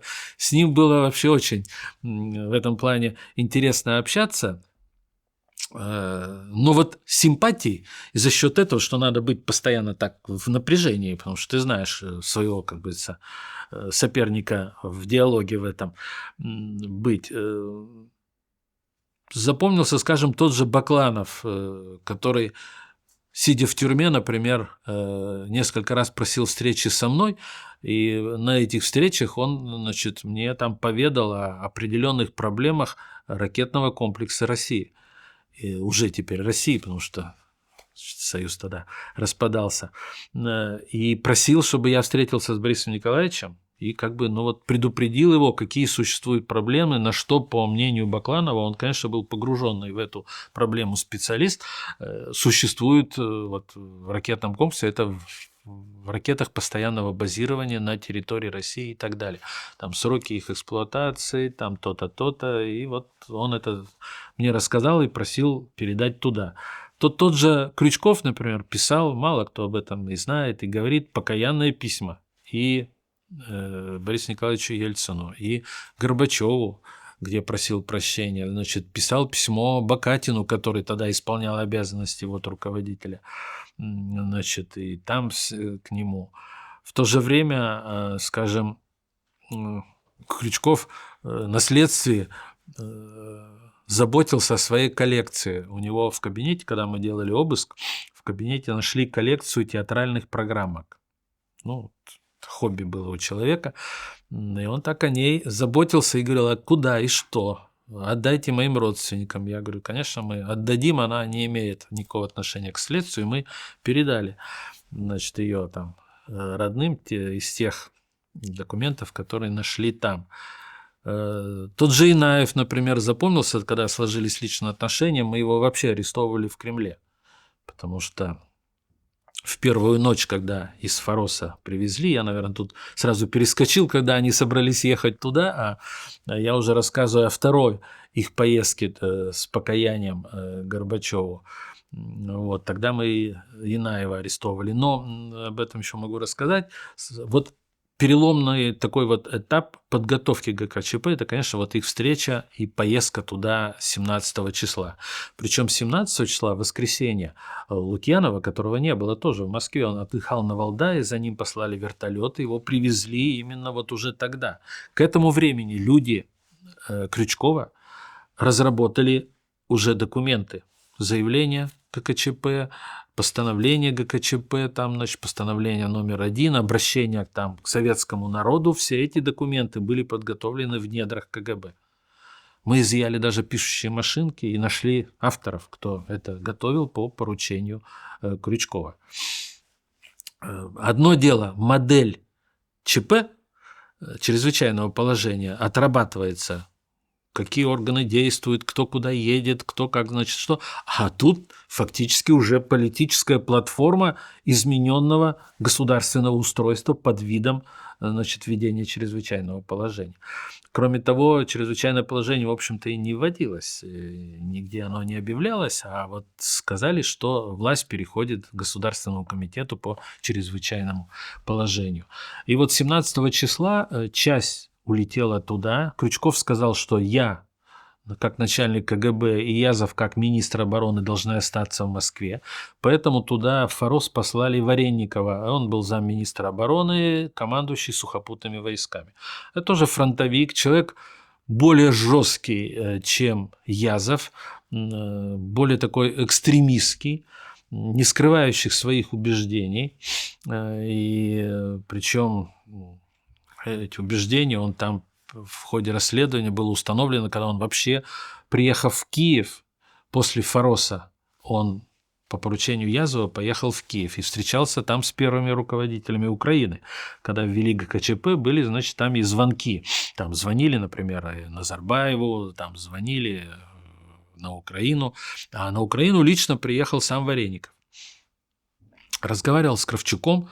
Мы допрашивали Кравчука, в деле есть его допрос, он сам рассказывал, как это все происходило. И выйдя оттуда, Вареников послал шифротелеграмму, в которой прямо требовал ареста Ельцина и его окружения там, ну, еще такими словами, там не писал как-то, банду Ельцина под суд, значит, в Белом доме, и обвинял, вот между строк это читалось, что он как бы упрекает ГКЧПистов в их бездействии. То есть эту телеграмму нам тоже удалось изъять, хотя, конечно, шифрованные телеграммы, большая часть была уничтожена. Но, тем не менее, мы вот тут нашли, прошли по черновикам, тетрадям, раз он ее с Киева отправлял, мы нашли эту телеграмму. Это говорило о его таких серьезных, ну, радикальных позициях, в отличие от других. Вот. Павлов, хотя и был сторонником этого, и Крючков говорил своим, значит, тут ГКЧПистам, что он будет нас поддерживать, когда понял, что каких-то резких шагов не делается, и в том числе не принимается решение о штурме Белого дома, а решение такое было принято. И когда говорят, что да никакой реальной угрозы не было, глупости, значит, решение было принято, была разработана схема, как осуществить захват Белого дома и находящихся там, значит, руководителей России. Были план дислокации, использовались внутренние войска, а ими тогда, значит, руководил Громов. И использовался спецназ КГБ «Альфа». С «Альфой» была проблема. Когда с ней стали разговаривать, то офицеры «Альфы» в открытую, сначала обсудив ситуацию, и когда им сказали, что вот предстоит такая операция, они высказались категорически против. Крючков об этом знал. Вот, и очень колебался и понимал. И была ситуация такая, в которой вот уже потом, спустя какое-то время, стали отрицать этот факт. Но он установлен объективно расследованием. Когда Крючкову говорили, что да что мы будем делать, штурмовать Белый дом, там же там тысячи людей. Крючков не верил, что огромная масса людей может защищать в его восприятии Ельцина. А люди-то защищали не Ельцина. Они стояли под другую идею, под другую идеологию. Они выходили против той старой политики Советского Союза, они были за преобразование, они защищали Белый дом и там российских депутатов как место, откуда они ждали новых реформ и нового преобразования. Так вот, Крючков сел в машину, такую неброскую «Волгу» со шторками, и поехал к Белому дому. Он проехал по Арбату, по Калининскому, доехал вот до моста, а дальше были баррикады. И сам, отодвинув шторку, увидел, что там творится. И вернулся к себе, говорят, был он очень подавлен. То есть он не ожидал, что вот сидя в кабинетах, ты представляешь одно, а вот на улицах-то происходит другое. Он ехал по Москве, стены тогда были расписаны многими такими лозунгами оскорбительными для ГКЧП, надо сказать, еще что-то, плакаты. И он это так, на него это эмоционально очень подействовало. И была ситуация, когда просто он боялся отдать тот приказ, который будет не выполнен. Понимаете, вот у любого командира, у любого руководителя, я думаю, Янукович в сегодняшних днях то же самое понимал, что если он даст приказ стрелять, его не выполнят. А что дальше? Ты переступил эту черту, действие не наступило, и какие-то будут, конечно, выплески, будет кровь. И вот тут ты уж точно виноват. Когда сейчас говорят, там возбудили в отношении его дела, ну, надо еще посмотреть за что. Так вот, тем не менее, приказ был отдан, Альфа выдвинулась, и переговариваясь друг с другом, и Грачев, его десантники там, и Громов, внутренние войска, они были не на первой линии были часть десантников, значит, и альфовцы, никто не делал первый шаг. И переговариваясь друг с другом, в конечном итоге окончательно приказа о штурме Белого дома не последовало. Никто не решился его дать. Но со стороны ГКЧП он последовал, он просто не был выполнен. Он не был выполнен, но там было дано приказ выйти на исходную позицию. А вот на штурм приказа уже не было. И от ГКЧП не было, да. И они, выйдя на эти позиции, значит, потом все плавно так стали отползать, переговариваясь, ждали, что кто-то сделает первый шаг, там еще чего-то. То есть, фактически, дав команду выдвинуться и приступить к этому делу, вот самой команды вперед, значит, такая не поступила, но выйти, и они могли действовать дальше. Дальше они могли, уже согласовав между действиями, назначить там час Ч, кто пойдет первым. Ни Альфа не хотела этого делать, ни десантники, ни внутренние войска. Но для того, чтобы они действовали, все равно должна была быть четкая команда, конечно, после выхода на позиции брать штурмом. Да? Конечно. А потом, когда произошло столкновение в туннеле, ну вот уже тут поняли, что кровь никто не хочет. И все. И утром, когда Язов сказал, что он принял решение министра обороны, собрал свою коллегию, значит, и принял решение о выводе войск. Узнав об этом, председатель КГБ Крючков, Павлов, по-моему, еще кто-то с ним, они приехали к Язову туда, стали, значит, высказывать в резкой форме неудовлетворения, там, значит, что ты струсил, ты это значит, убираешь войска, как же быть дальше, значит. Язов сказал, нет, мы приняли это решение, и коллегия его поддержала, Министерство обороны, войска уводят. Ну и после этого никакой идеи, под что КГЧП создалось, и какие шаги, какие реформы объявить людям, или еще чего-то, не получилось. Между ГКЧПистами разброд и шатание происходить и стал усиливаться. Войска – это единственная зримая составная часть ГКЧП, которая присутствовала. Вот наша власть, вот мы ГКЧП, вот наши войска и танки. Она уходит из Москвы. Вот тут это было еще не поражение, но больше ресурсов проводить политику эту у них уже не оставалось. Кроме того, уже в российском руководстве уже вызрело убеждение, что Горбачев не участвует в этой ситуации, что он, скорее всего, удерживается в Фаросе. Это была очень тонкая грань, потому что и я посылаю следователей в Фарос. Мы очень тщательно изучали проблему изоляции самого Горбачева. И по сегодняшний день говорят, и существует мнение о том, что нет, Горбачев негласно поддерживал ГКЧПистов, что он не был там изолирован, что он, значит, ждал, чем все это кончится и так далее. Но мы проверяли это очень детально, потому что не ради там, спортивного интереса, а если Горбачев был за и дал команду, то у них меняется состав преступления. Тогда они могут быть уже и не преступниками. А это Горбачев становится, во-первых, действующий президент принимает какие-то шаги. Надо оценивать в первую очередь его.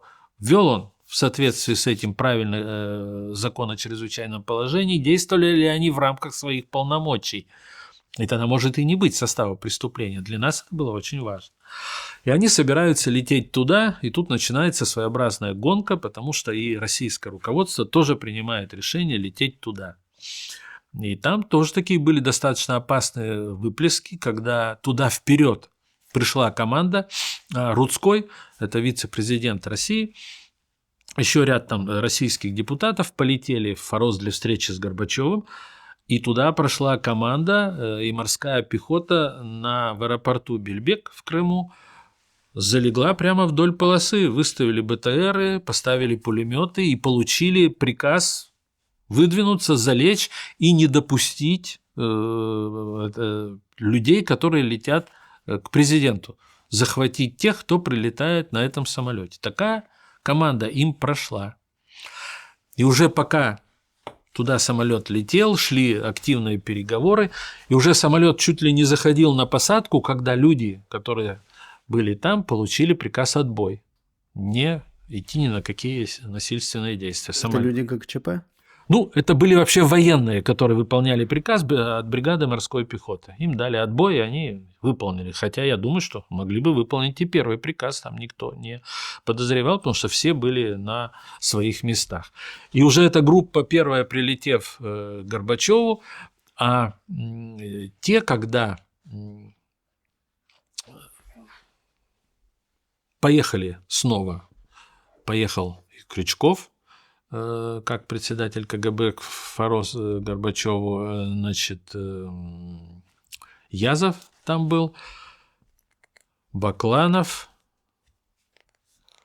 уже сейчас даже не помню, кто там еще, значит, они туда прилетели. И зная о том, что едут российские представители, Горбачев их не принял. Они прилетели первыми, а российские не успевали и прилетели позже. И, значит, Горбачев их не принимал до тех пор, пока не встретился с российской делегацией во главе с вице-президентом Рудским. Можно я вас попрошу еще раз все это емко сформулировать? Они в какой день полетели? Это было уже, 19, 20, 21.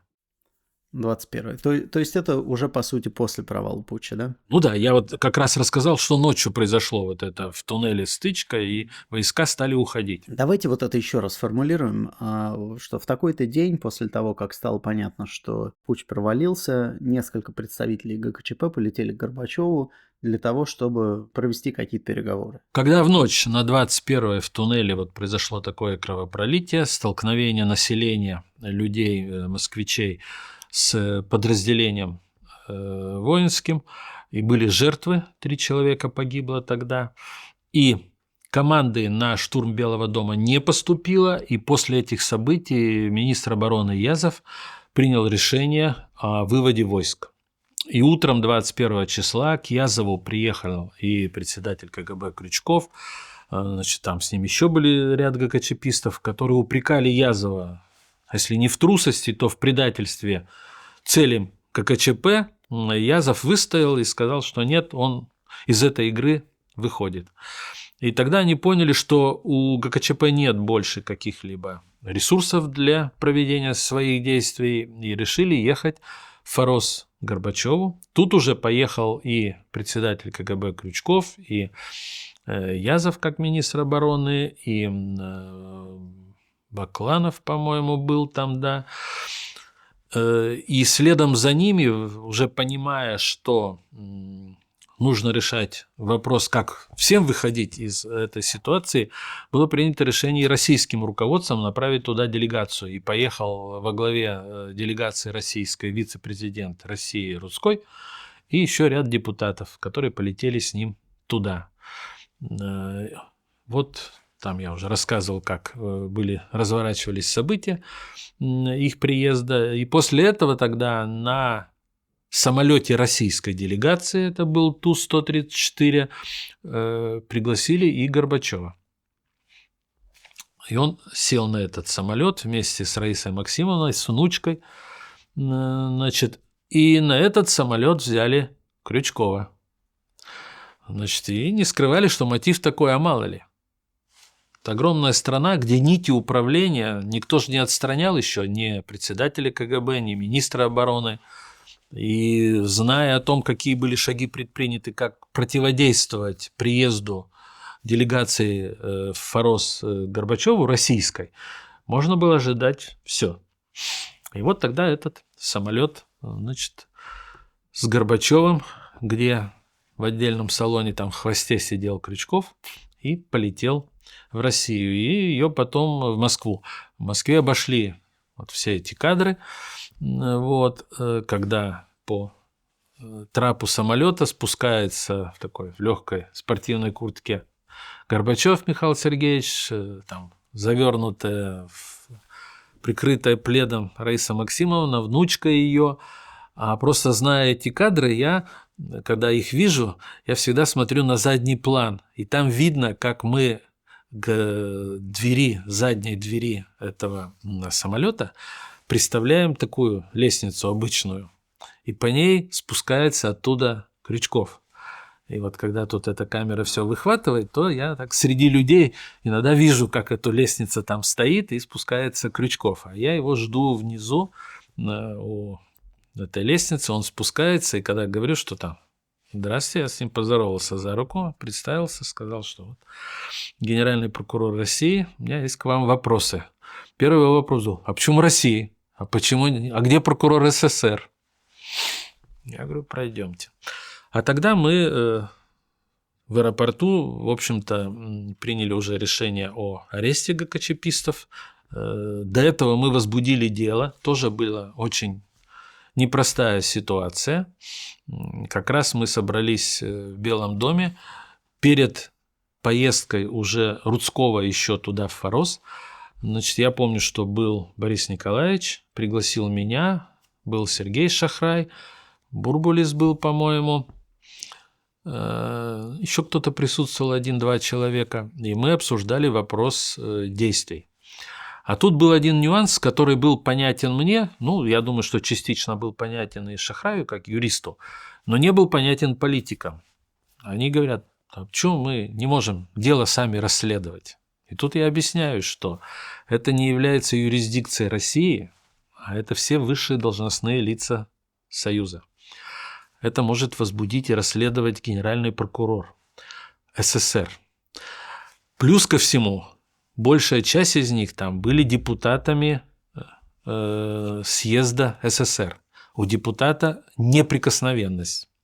Депутатский иммунитет, кроме того, был принят закон, просить о снятии депутатского иммунитета может только генеральный прокурор СССР. Это так было записано в законе. Ну и хотя в этой революционной, ситуации мало кто на это обращал внимание, но поскольку я юрист, считал ходы дальше, а какова перспектива? Дело-то, во-первых, политики считают, что возбуждение уголовного дела – это карта в политической игре, а юристы считают, что сказал А, надо говорить Б. Если ты возбудил уголовное дело, то, во-первых, ты его возбуждаешь при наличии признаков состава преступления, а не просто, чтобы создать политическую ситуацию, обострить ее и сделать как аргумент в давлении. Я этого никогда не исповедовал. К сожалению, мои преемники кое-кто этим грешил. Так вот, и второе, чистота процессуальная, если это дело пойдет в суд. И вот тут я Борису Николаевичу объяснял, что, говорю, вот все это укладывается в это. Если мы хотим законно возбудить, это должен сделать генеральный прокурор СССР. Ходатайство на Лукьянова, там, на этого Бакланова, там, кто был у них депутатами и так далее, должен подписать только прокурор Союза. И Борис Николаевич понял, и он при мне позвонил Трубину и стал с ним говорить. А я ему, значит, тут не то что суфлировал, но подсказывал, значит, вот, ну скажите вот так, скажите так. И в конечном итоге мы вышли на разговор, то, что, ну, вопрос в лоб поставлен. Есть признаки преступления? Трубин-то тоже профессиональный юрист. Он говорит, да. Основание к возбуждению уголовного дела, я говорю Борису Николаевичу, он повторяет, туда есть, Трубин есть. Тогда у меня к вам просьба. Если вы принимаете такое решение, то вот к вам приедет прокурор России, сконцентрируйте вместе и консолидируйте свои действия и шаги. Ну, Трубин сказал, все, да, давайте так будем действовать. Это было первое. И потом для меня было очень удивительно, когда в каком-то там из тоже воспоминаний участников этих событий, значит, я прочел строку, что прокурор России не хотел возбуждать уголовные дела, он боялся, вот он тут вилял. Но вот это дилетантское рассуждение как раз упирается в то, что революционная целесообразность у кого-то была выше, чем законное и процессуальное положение.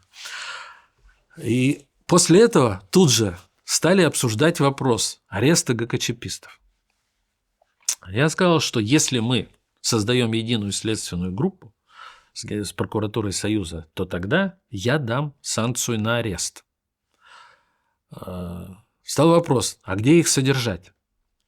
Я не помню кто, но кто-то сказал тут из присутствующих, Борис Николаевич, а помните, когда тут мы ждали штурм Белого дома, мы с вами ушли в этот подземный бункер в Белом доме. Вот давайте, пусть они там посидят. Я так смотрю, по взгляду Борису Николаевичу эта идея понравилась. А что, значит, это? Тут я напрягся, да, и был еще руководитель ФСБ России, тогда была создана такая структура, такая была полуусеченная, Иваненко. Значит, мы с ним так переглянулись, я говорю, Борис Николаевич, ну вижу, хочется ему. Тогда я, значит, следующий аргумент привожу. Борис Николаевич, давайте так, я пойду сам и посмотрю, можно или нельзя это. А что смотреть-то? Я-то там, мол, ночевал, не умер же в это.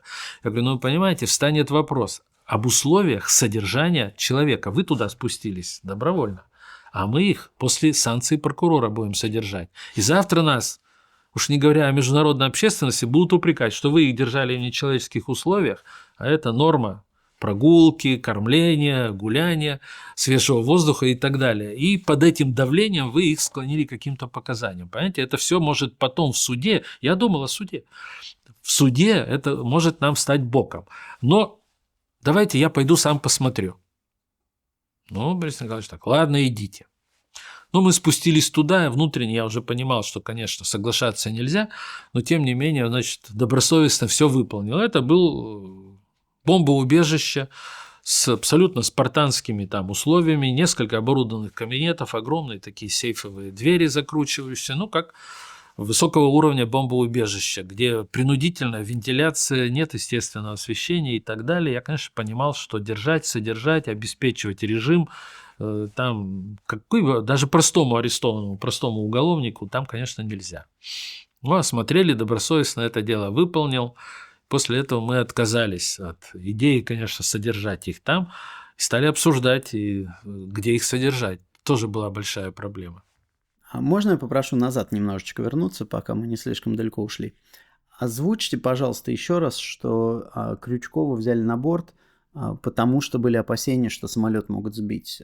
Чтобы было понятно, чего опасались и почему Крючков служил гарантией того, что это не произойдет. Принято решение было, что Крючков полетит на одном самолете, на котором летит и Горбачев Михаил Сергеевич, и Рудской, и российские депутаты. А взять его на этот самолет, потому что в Бельбеке стоял и второй самолет, который прилетел туда, взять его на этот самолет из-за того, чтобы угрозы прошедшей какой-либо команды, потому что российское руководство не управляло ни вооруженными силами, там, ни ПВО средствами, ни военно-воздушными силами, угрозы сбить этот самолет и поставить точку сразу же. Ну а считали, что по своему как бы стрелять не будут. Поэтому присутствие Крючкова на этом самолете так и оправдывалось. Еще такой вопрос у меня. А как они могли полететь второй раз в Форос и не попасть к Горбачеву? Вы говорите, что Горбачев их не принял, пока не прилетела российская делегация. А как он их мог не принять, если он был их заложником и, значит, его охраняли люди ГКЧП? Тут, значит, уже произошло следующее. Когда они туда прилетели, то Горбачев, не встречаясь с ними, там доложили, а ситуация в Форосе была следующая.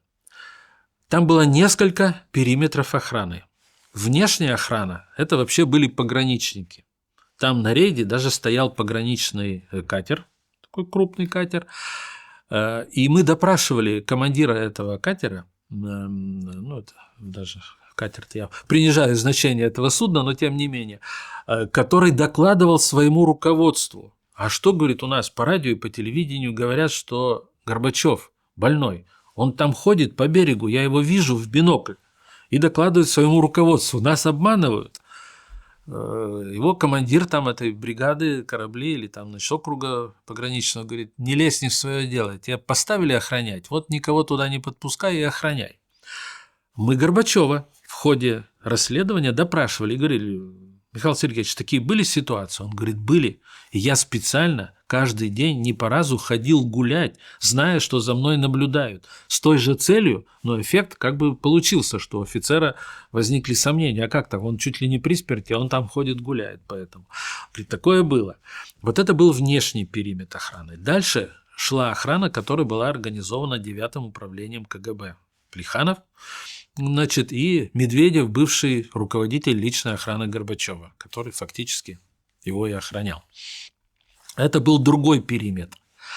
А вот дом осталась охрана Михаила Сергеевича. Там было несколько человек с автоматами, и те, кто охраняли по внешнему периметру, они, в общем-то, туда не ходили к Горбачеву. Они между собой связывались. Если кто-то шел там по дорожке, то выходил с автоматом охранник Горбачева, и они встречались на нейтральной как бы полосе. Или когда они что-то требовали от Горбачева, охранник шел туда, выходили люди от охраны 9-го управления и передавали, значит, там требования Горбачева. Так вот, когда они прилетели, охрана Горбачева их не пустила. И первое, что Горбачев потребовал, включить связь. И связь ему включили. И он тогда позвонил и Ельцину, позвонил еще ряд, сделал телефонных звонков и узнал, что российские депутаты к нему летят.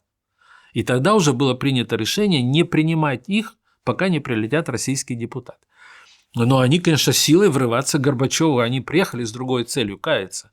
Они, конечно, не стали. И там была ситуация, когда приехала делегация россиян, эти стоят тут же в доме, уже их пустили в дом, в холле в стороне, друг на друга смотрят, и даже там еще там Рудской, по-моему, говорил, там кивнул этому Вареникову, там Язову, Вареникова не было, Язову, как военному, значит, и они прошли и встречались с Горбачевым первые. После чего оттуда уже, значит, Горбачев переговорил только с Лукьяновым и высказал ему свое, значит, негодование по поводу, что его студенческий друг его предал. А кому подчинялась личная охрана Горбачева? Разве она не подчинялась КГБ? Личная охрана нет, она была та же КГБшная, но уже в силу, видно, тут человеческих таких отношений, значит, они оставались с ним. А связи у него не было вообще никакой? Вопросы связи. Значит, когда первый прилет 17 числа в 16 часов дня туда прилетели они, первое, с чего они начали, они отключили всю связь. Причем мы допросили всех, вплоть до телефонисток. Там была связь и коммутаторная, а через коммутатор это спецкоммутатор, это все, значит, основная связь, которой президент пользовался, кто его знает. Я думаю, если доведись так, то, наверное, Михаил Сергеевич в силу вот образа своей жизни он наверняка не знал даже телефонов там, чтобы набрать куда-то, позвонить, скажем, в приемную ЦК или еще чего-то. Для него это не надо было, он снимал трубку спецкоммутатора. Так телефонистки, которые там были, пришли офицеры КГБ и сказали: отключай. В этот момент она уже соединяла Горбачева с Шахназаровым. Это его помощник, который был тоже в Фаросе, но не на даче был, а в поселке. Она говорит: а я уже соединила. И вот они, стоя за ее спиной, дослушали разговор этого, потом она разъединила, и туда сел офицер. Все. И больше они никакой связи не было. В гараже, куда доступа люди Горбачева не имели, стояли машины, где была такая связь Кавказ-система. Но эти машины находились под контролем в той части этой Фароса, где были люди Генералова и так далее. То есть оттуда тоже не было. Поэтому как таковой связи нет. Мы допросили всех, кто там был. Повара. Их даже не выпустили с территории. Они все эти дни находились там. Телефонистки, повара, горничные. Там чисто житейские вопросы. Люди плакали, кому-то надо было ребенка из садика забрать, а им даже позвонить не давали. То есть там было все очень нешуточно.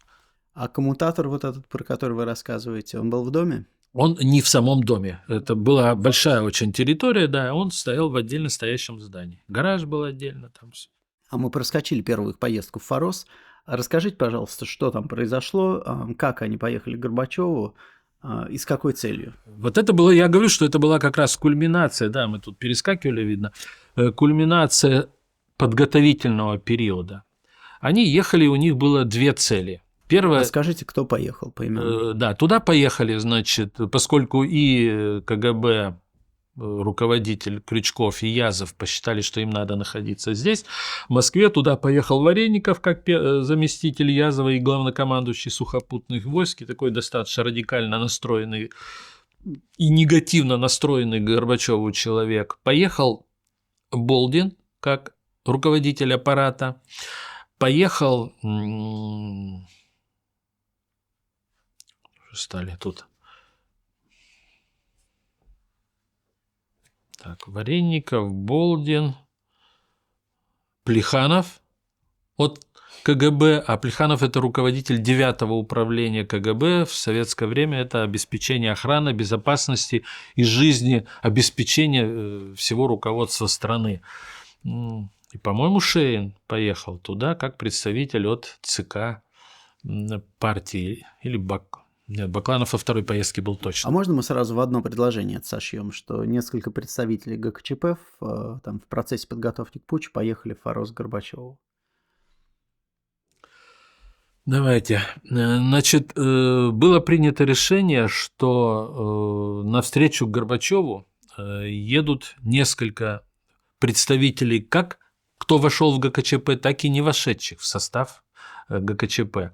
Это был представитель КГБ Плеханов, руководитель 9-го управления, это был командующий сухопутными войсками Вареников, это был секретарь ЦК Шейн и руководитель аппарата президента Болдин.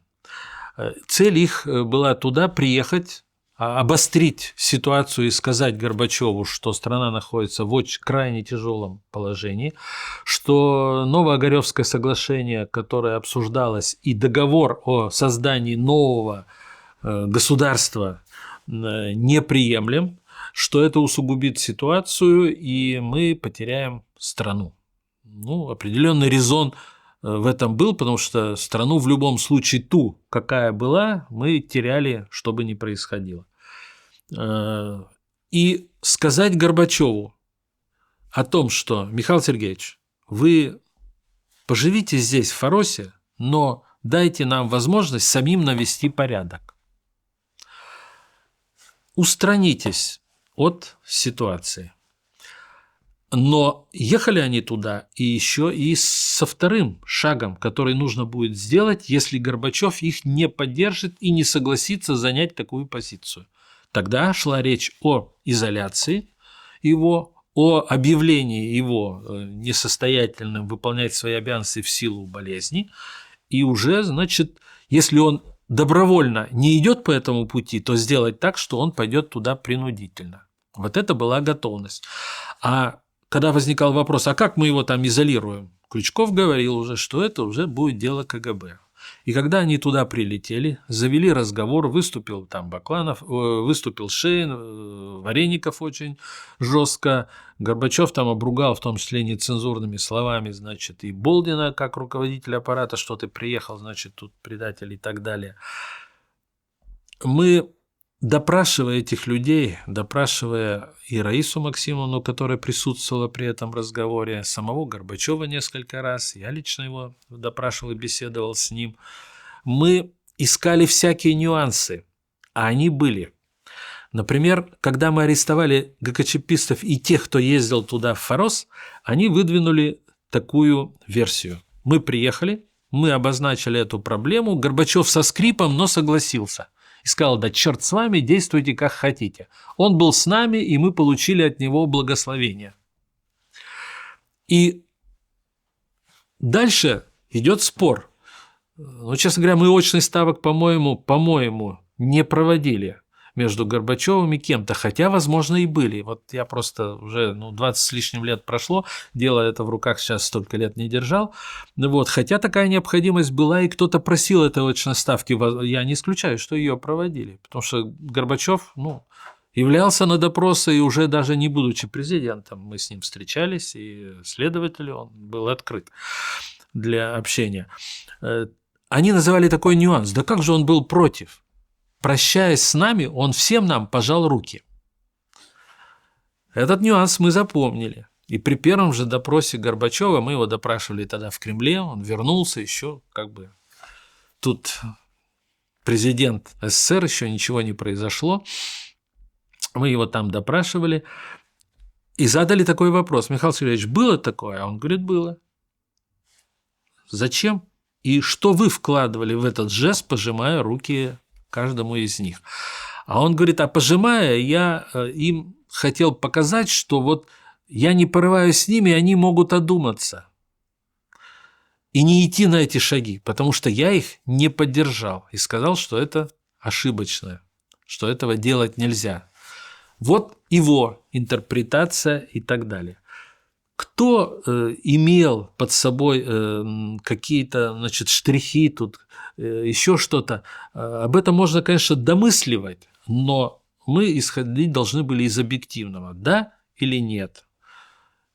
Ни да, ни нет, кивнул головой или еще чего-то. Вот этого мы не получили. А последующие шаги мы увидели, что ГКЧПисты пошли по радикальному сценарию, когда точно его изолировали и так далее. Если бы он был бы с ними, то были бы, скажем, тайные переговоры того же руководителя КГБ Крючкова с Горбачевым, который мог его каждый день, например, информировать. Горбачев, если бы Крючков об этом бы сам сказал, мы бы проверили и нашли бы это по коммутатору, там все соединения отслеживались, записи велись, все. Но этого не было. То есть, изолировав его, они и с ним не соединялись. Он неоднократно требовал с ними переговорить, они не соединялись с ним. И впервые только полетели к нему туда уже с покаянной. После этого они улетели, изолировав Горбачева. Это был вечер воскресенья. Согласовали все документы, которые нужно было обнародовать утром. Вечером 17 августа, воскресенье, прилетел Лукьянов, которого поставили перед фактом и сказали, что надо войти в ГКЧП. Лукьянов сказал: я не могу. Я же должен буду проводить Верховный Совет и узаконить ваши шаги. Аргументы Лукьянова были правильные, и они согласились с этим. Пауза, перезагружаем. Расскажите, у вас не создалось впечатление, что это могло быть прикрытие, и что на самом деле Михаил Сергеевич, может быть, дал какое-то негласное благословение, или нет? Ведь эта версия о том, что Горбачев был за действия, которые совершили ГКЧПисты, она существовала официально, и мы ее отрабатывали.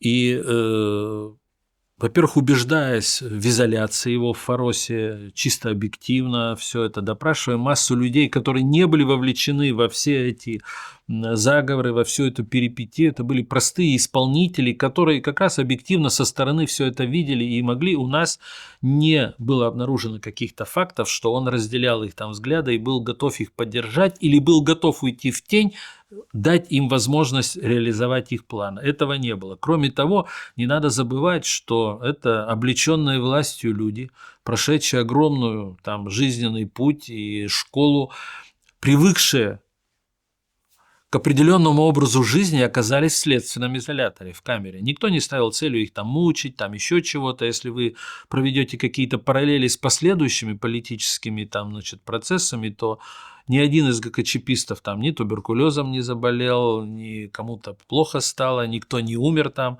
а кому стало плохо, там были ситуации с тем же Грушко, мы меняли ему меру пресечения, отвозили в больницу, в общем-то они все у нас живы, и кое-кто еще и до сих пор жив и не умер, не то, что уж я тогда говорю. То есть этого не было, но условия следственного изолятора, они проигравшие, они находятся под следствием, им грозит суд, где по старому уголовному закону была предусмотрена даже смертная казнь.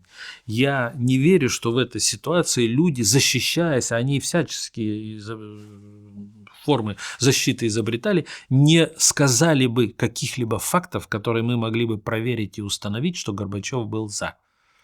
Этого мы не установили. А скажите, а было со стороны российского правительства какое-то давление на вас во время следствия?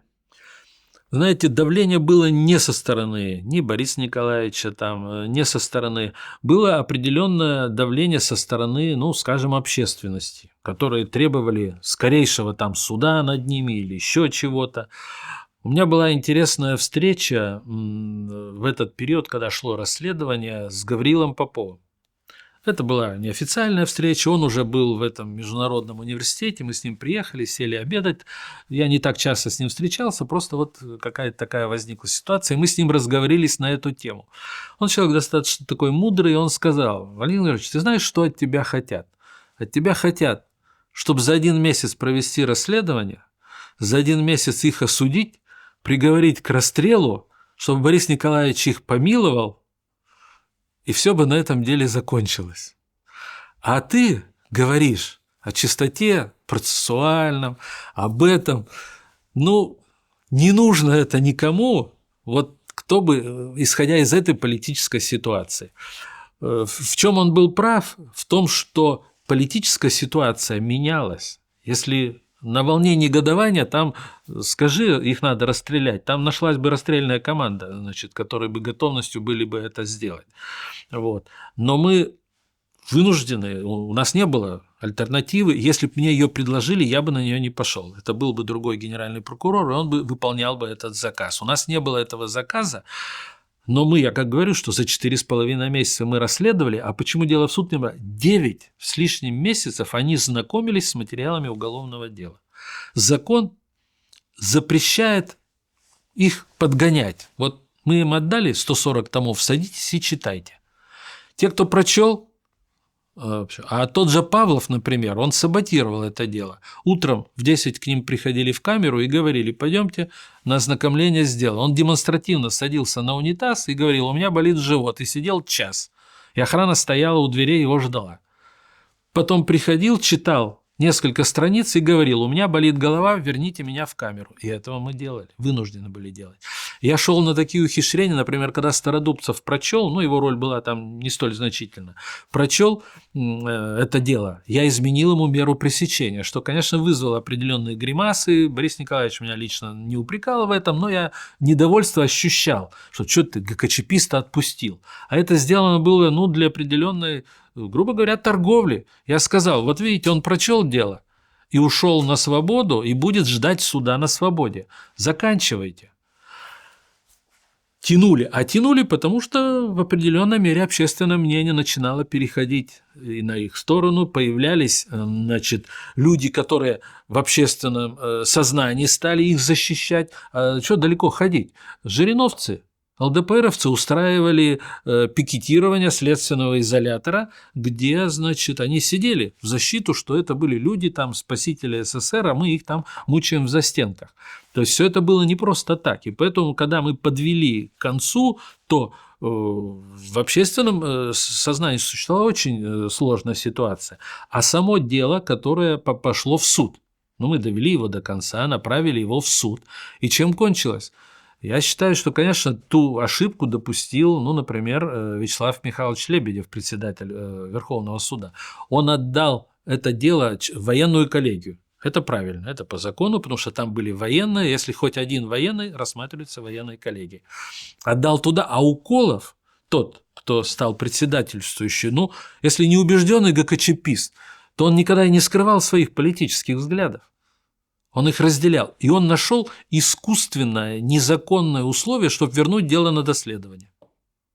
Это еще затянуло процесс. Мы опротестовали это решение. И президиум Верховного суда удовлетворил наш протест, потому что он был неправ, Уколов. Но это время, это еще 2 месяца. Президиум удовлетворил мой протест и заставил суд снова рассматривать. И опять же, значит, дело ушло туда, и вот все это затягивалось. А дальше произошли уже известные события 1993 года. И политические ориентиры очень резко поменялись в стране. И тогда, когда появились новые заключенные по делу 1993 года, началась торговля. Давайте, как сейчас любят говорить, обнулим ситуацию. Ни вашим, ни нашим. Отпустим всех и всех амнистируем. А объясните, кто ваши, кто наши? Ну, если мы помним 1993 год, то были арестованы уже противники Бориса Николаевича Ельцина внутри России. Это и Хасбулатов, и Рудской, там и Баранников.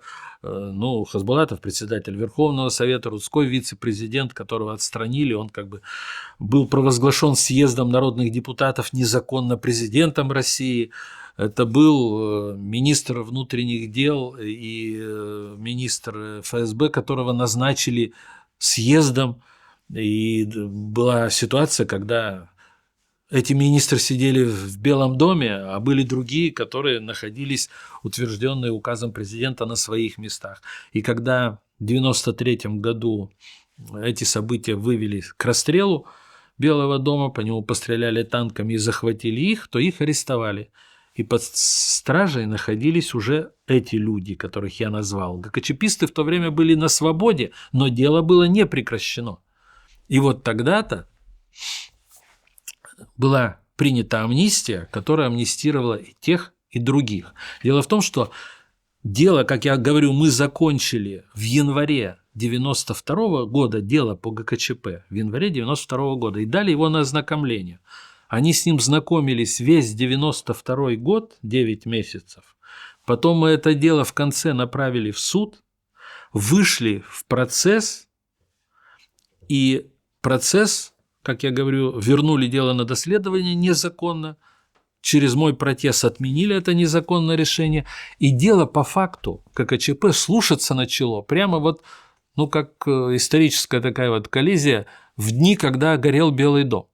4 числа они стали слушать это дело. Представляете, в какой ситуации, значит, все это происходит. Поэтому их уже отпустил суд, отпустил их из-под стражи, и дело было в распоряжении суда. А кто с кем торговался? И те были противники Ельцина, и эти были противники Ельцина. Дело в том, что в 1993 году прошли выборы. Да, была Конституция, но прошли выборы, и амнистию, в том числе тем, кто был привлечен к ответственности по делу ГКЧП, и тем, кто привлекался еще только к уголовной ответственности и находился под стражей, амнистию вправе были принимать депутаты. И я считаю, что была определенная кулуарная договоренность. Амнистию, что не судим ни тех, ни других, и нулевой вариант, и продолжаем жить дальше. И вот эта амнистия была проведена. Хотя потом и говорят, что там Казаник ее выполнил, что в окружении Бориса Николаевича было неудовольствие. Но я думаю, там просто Борису Николаевичу не до конца правильно все объяснили, что такое амнистия, каковы ее последствия, и можно это сделать и как освободить. Просто пытались,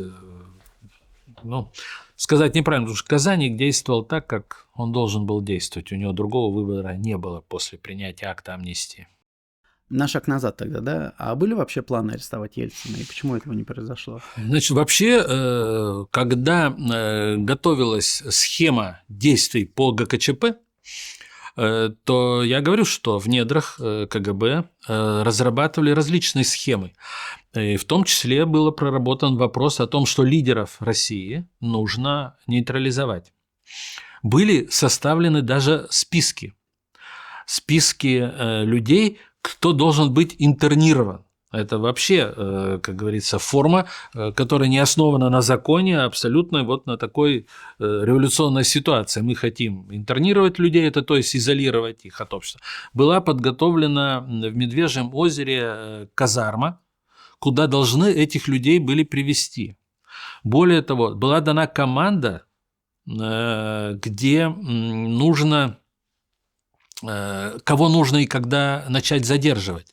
И этих людей начали задерживать.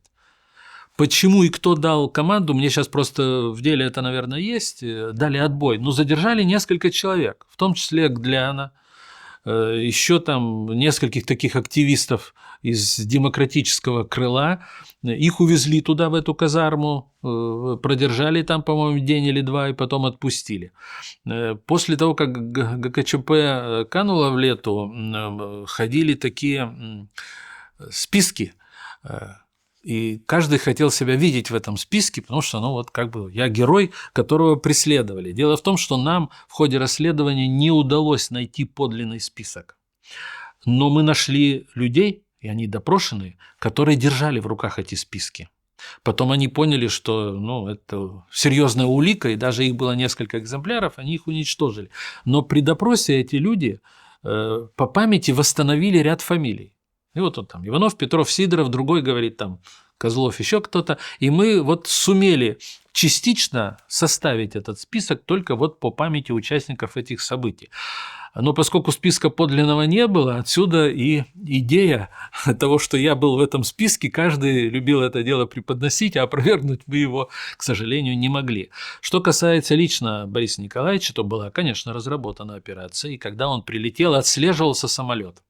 Когда он летел в эти дни, в воскресенье он был в Казахстане на встрече с Назарбаевым, возвращался, причем вылетели они позже, чем запланировано. Самолет этот отслеживался, он сел, и Борис Николаевич с аэропорта на машине приехал, это уже было поздно ночью, в Архангельск, где вот эти были официальные дачи руководства России.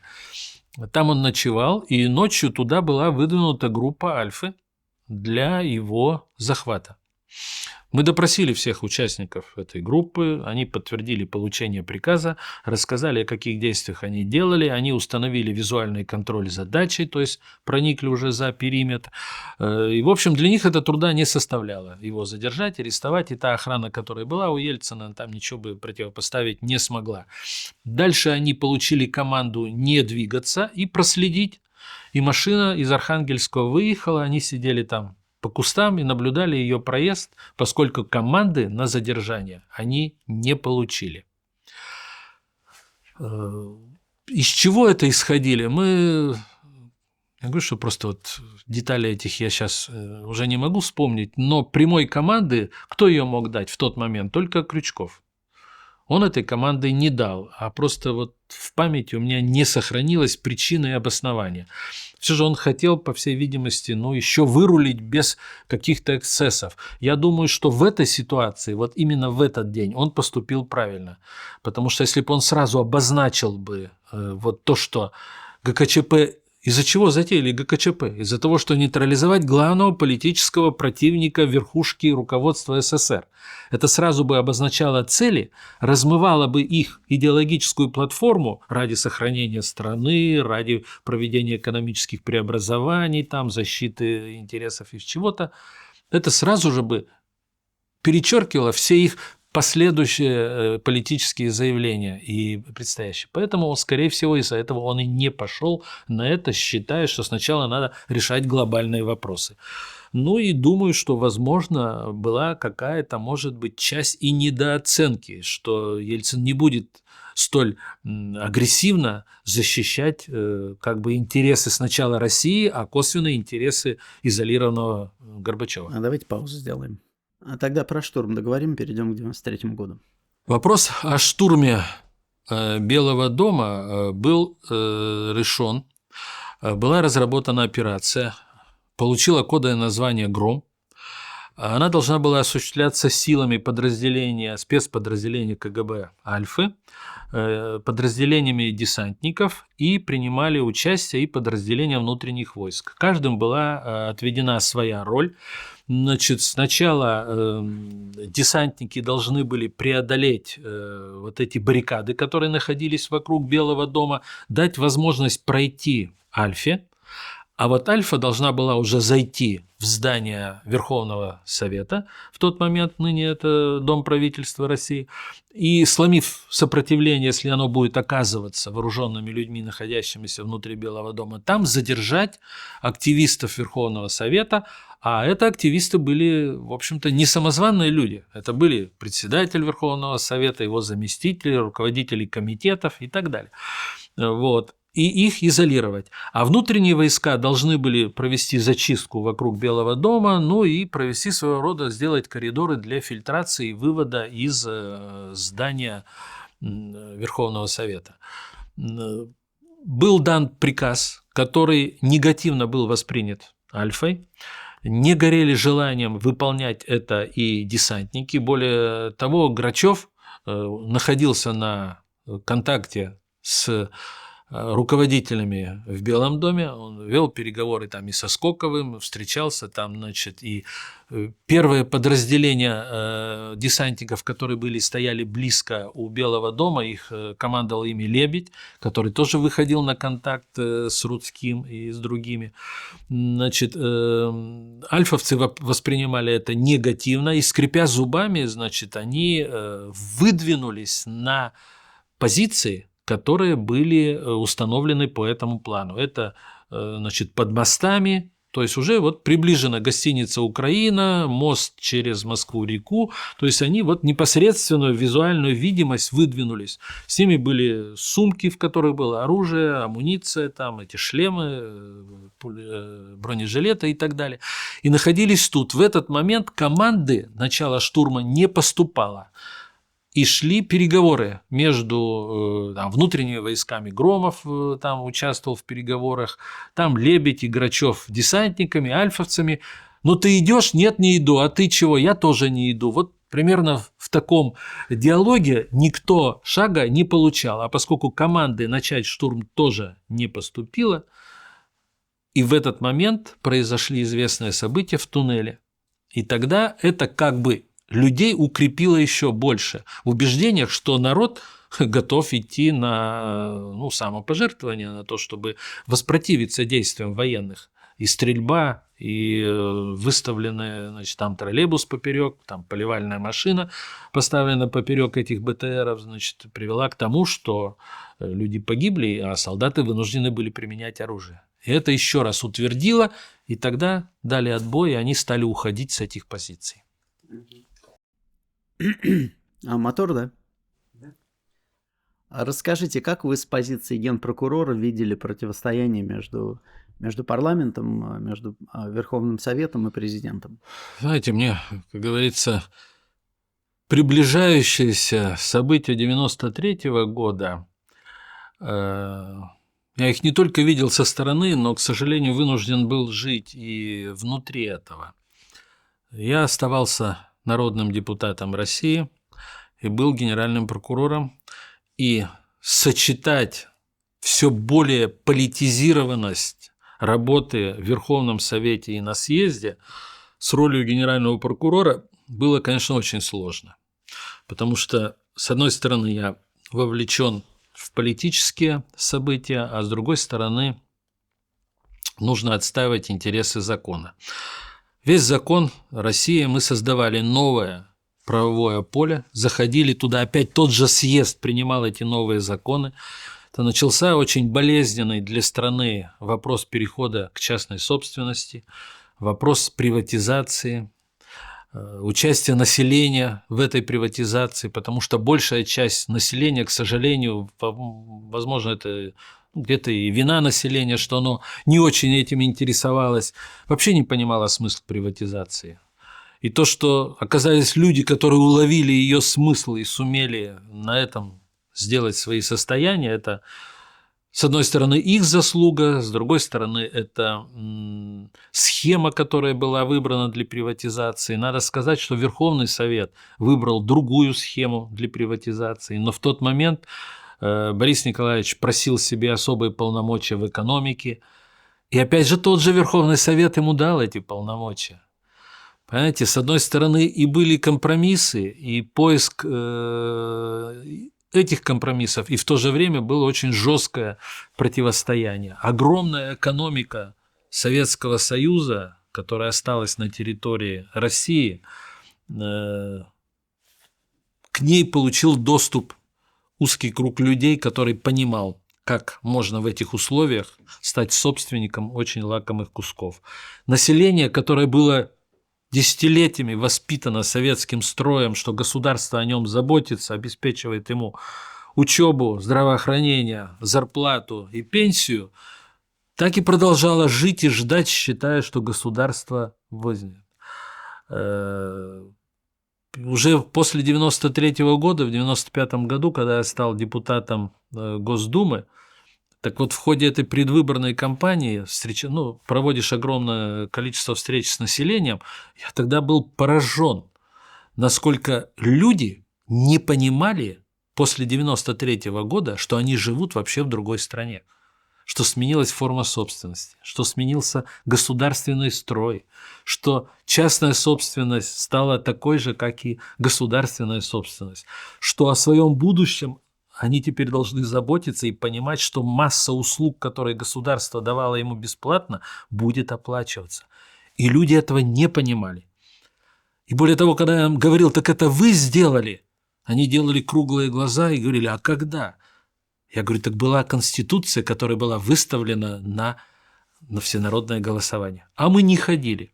Я говорю, тогда вам было все равно, в каком государстве вы будете жить. Чего ж вы об этом-то сейчас говорите? При всех трагических ситуациях, при всей сложности оценки событий 1993 года, все же я отдаю должное, в том числе и Ельцину. Хотя я говорю, что у меня с ним такие, если говорить о личных, так сложные и непростые отношения, но тем не менее, он пошел по пути, возвращая страну в правовое русло. Можно было бы сделать по-другому. Никакой конституции, 2-3 года переходный период, власть у президента, никакого парламента, и ничего бы проглотила страна и жили бы. Но ведь пошли по пути Конституции. Худо-бедно, да, в попыхах приготовленную Конституцию, но вынесли на всенародное голосование.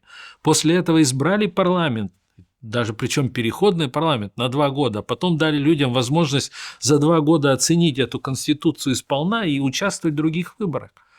Понимаете, мы возвращались в правовое русло, из которого выходили. Потому что к концу 1993 года и к появлению этого пресловутого указа 1400, который, по-моему, 21 сентября Борис Николаевич Ельцин 1993 года издал, где он ликвидировал Верховный Совет, где он объявил о новых выборах, и фактически он, используя власть президента, незаконно ликвидировал другую ветвь власти, представительную власть, Верховный Совет, который он не был. До этого был референдум. Да, нет, да. Помните, о чем мы там говорились, когда выносилось несколько вопросов. Доверяете президенту, доверяете ли Верховному Совету, нужен ли выборы президента, нужны ли выборы там Верховного Совета.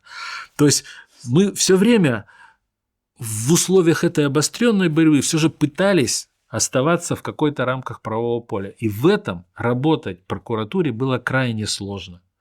Потому что когда вышел указ 1400, все, Конституция России перестала действовать. А прокуратура осуществляет надзор за законами, они все приняты на основе Конституции. А если нет Конституции, прокуратуре, честно говоря, и делать нечего было. По большому счету, оставались все эти уголовные дела, все эти процессы, а вот говорить о ее роли было очень сложно.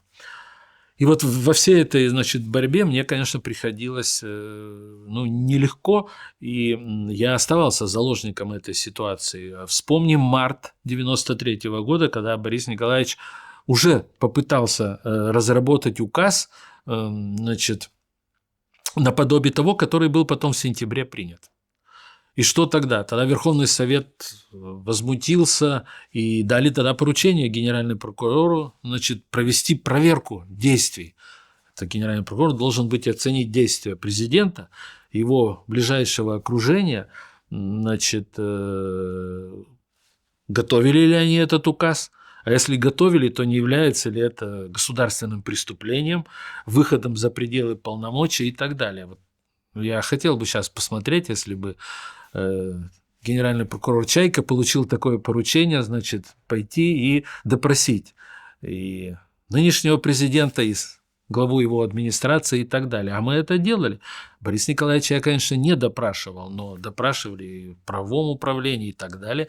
Нашли эти документы и приняли прокурорское решение, что за намерение в этом даже подготовки нету, потому что это работа администрации президента разрабатывать различные проекты документов, а они становятся документом тогда, когда появляется подпись. Подписи на них мы не нашли, Борис Николаевич не подписывал.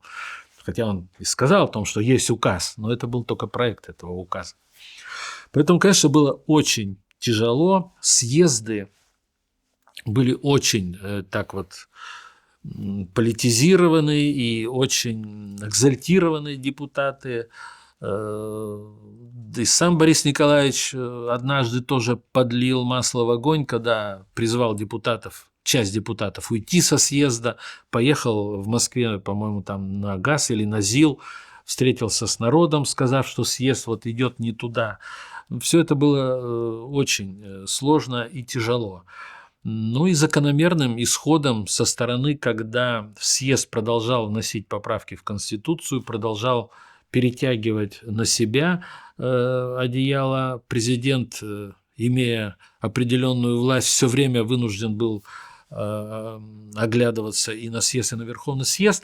Ну, и на съезд все это шло к определенному конфликту. Вылился он вот в этот указ, который суд конституционный признал неконституционным указ. А поскольку вышли все за правовое поле, ну, как там говорят, дурак, так сам дурак. И тут же и Верховный Совет, и съезд дали полномочия Рудскому, стали формировать там, значит, силовые структуры, примерно то, чего сейчас там происходило в Раде и так далее. Но там президент сбежал, а президент России в той ситуации не сбежал, а пошел на силовые методы. Последний разговор Бориса Николаевича у меня как раз был после этого указа.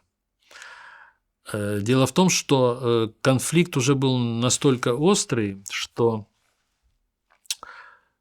Белый дом, значит, находился уже в таком состоянии, и однажды я приехал туда, и в кабинете у председателя Верховного Совета Хасбулатова находился его первый заместитель Воронин, Рудской, вице-президент, который как бы уже был лишен полномочий президентом, но ему дали кабинет в Верховном Совете, и он сидел там. Это тоже своего рода вызов действующему президенту.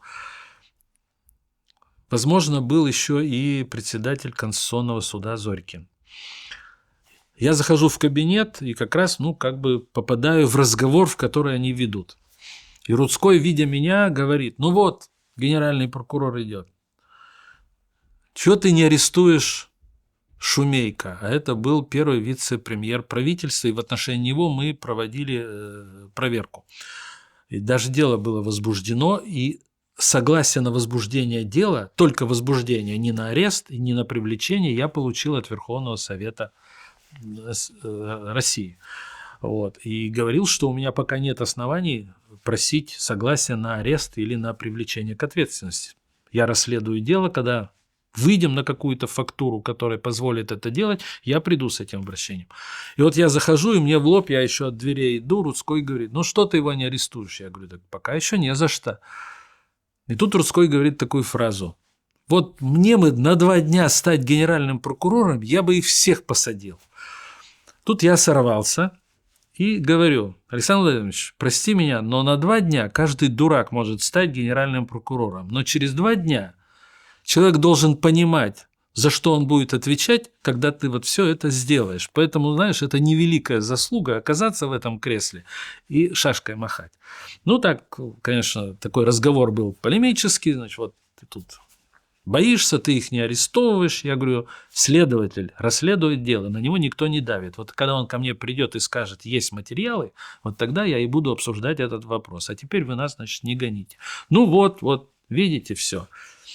Хасбулатов тоже, так я понял по его фразам, и все как бы был на позициях Рудского.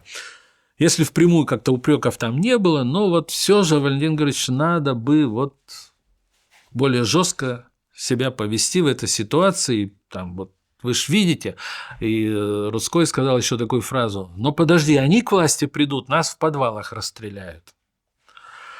Мол, вот надо что соразмерять, а ты говоришь о какой-то законности. После этого разговора я ушел, приехал к себе в кабинет и, честно говоря, прямо вот взял листок бумаги и решил писать заявление об отставке. И в этот момент я сижу с этим листом бумаги и думаю, куда обращаться, значит, и как там писать.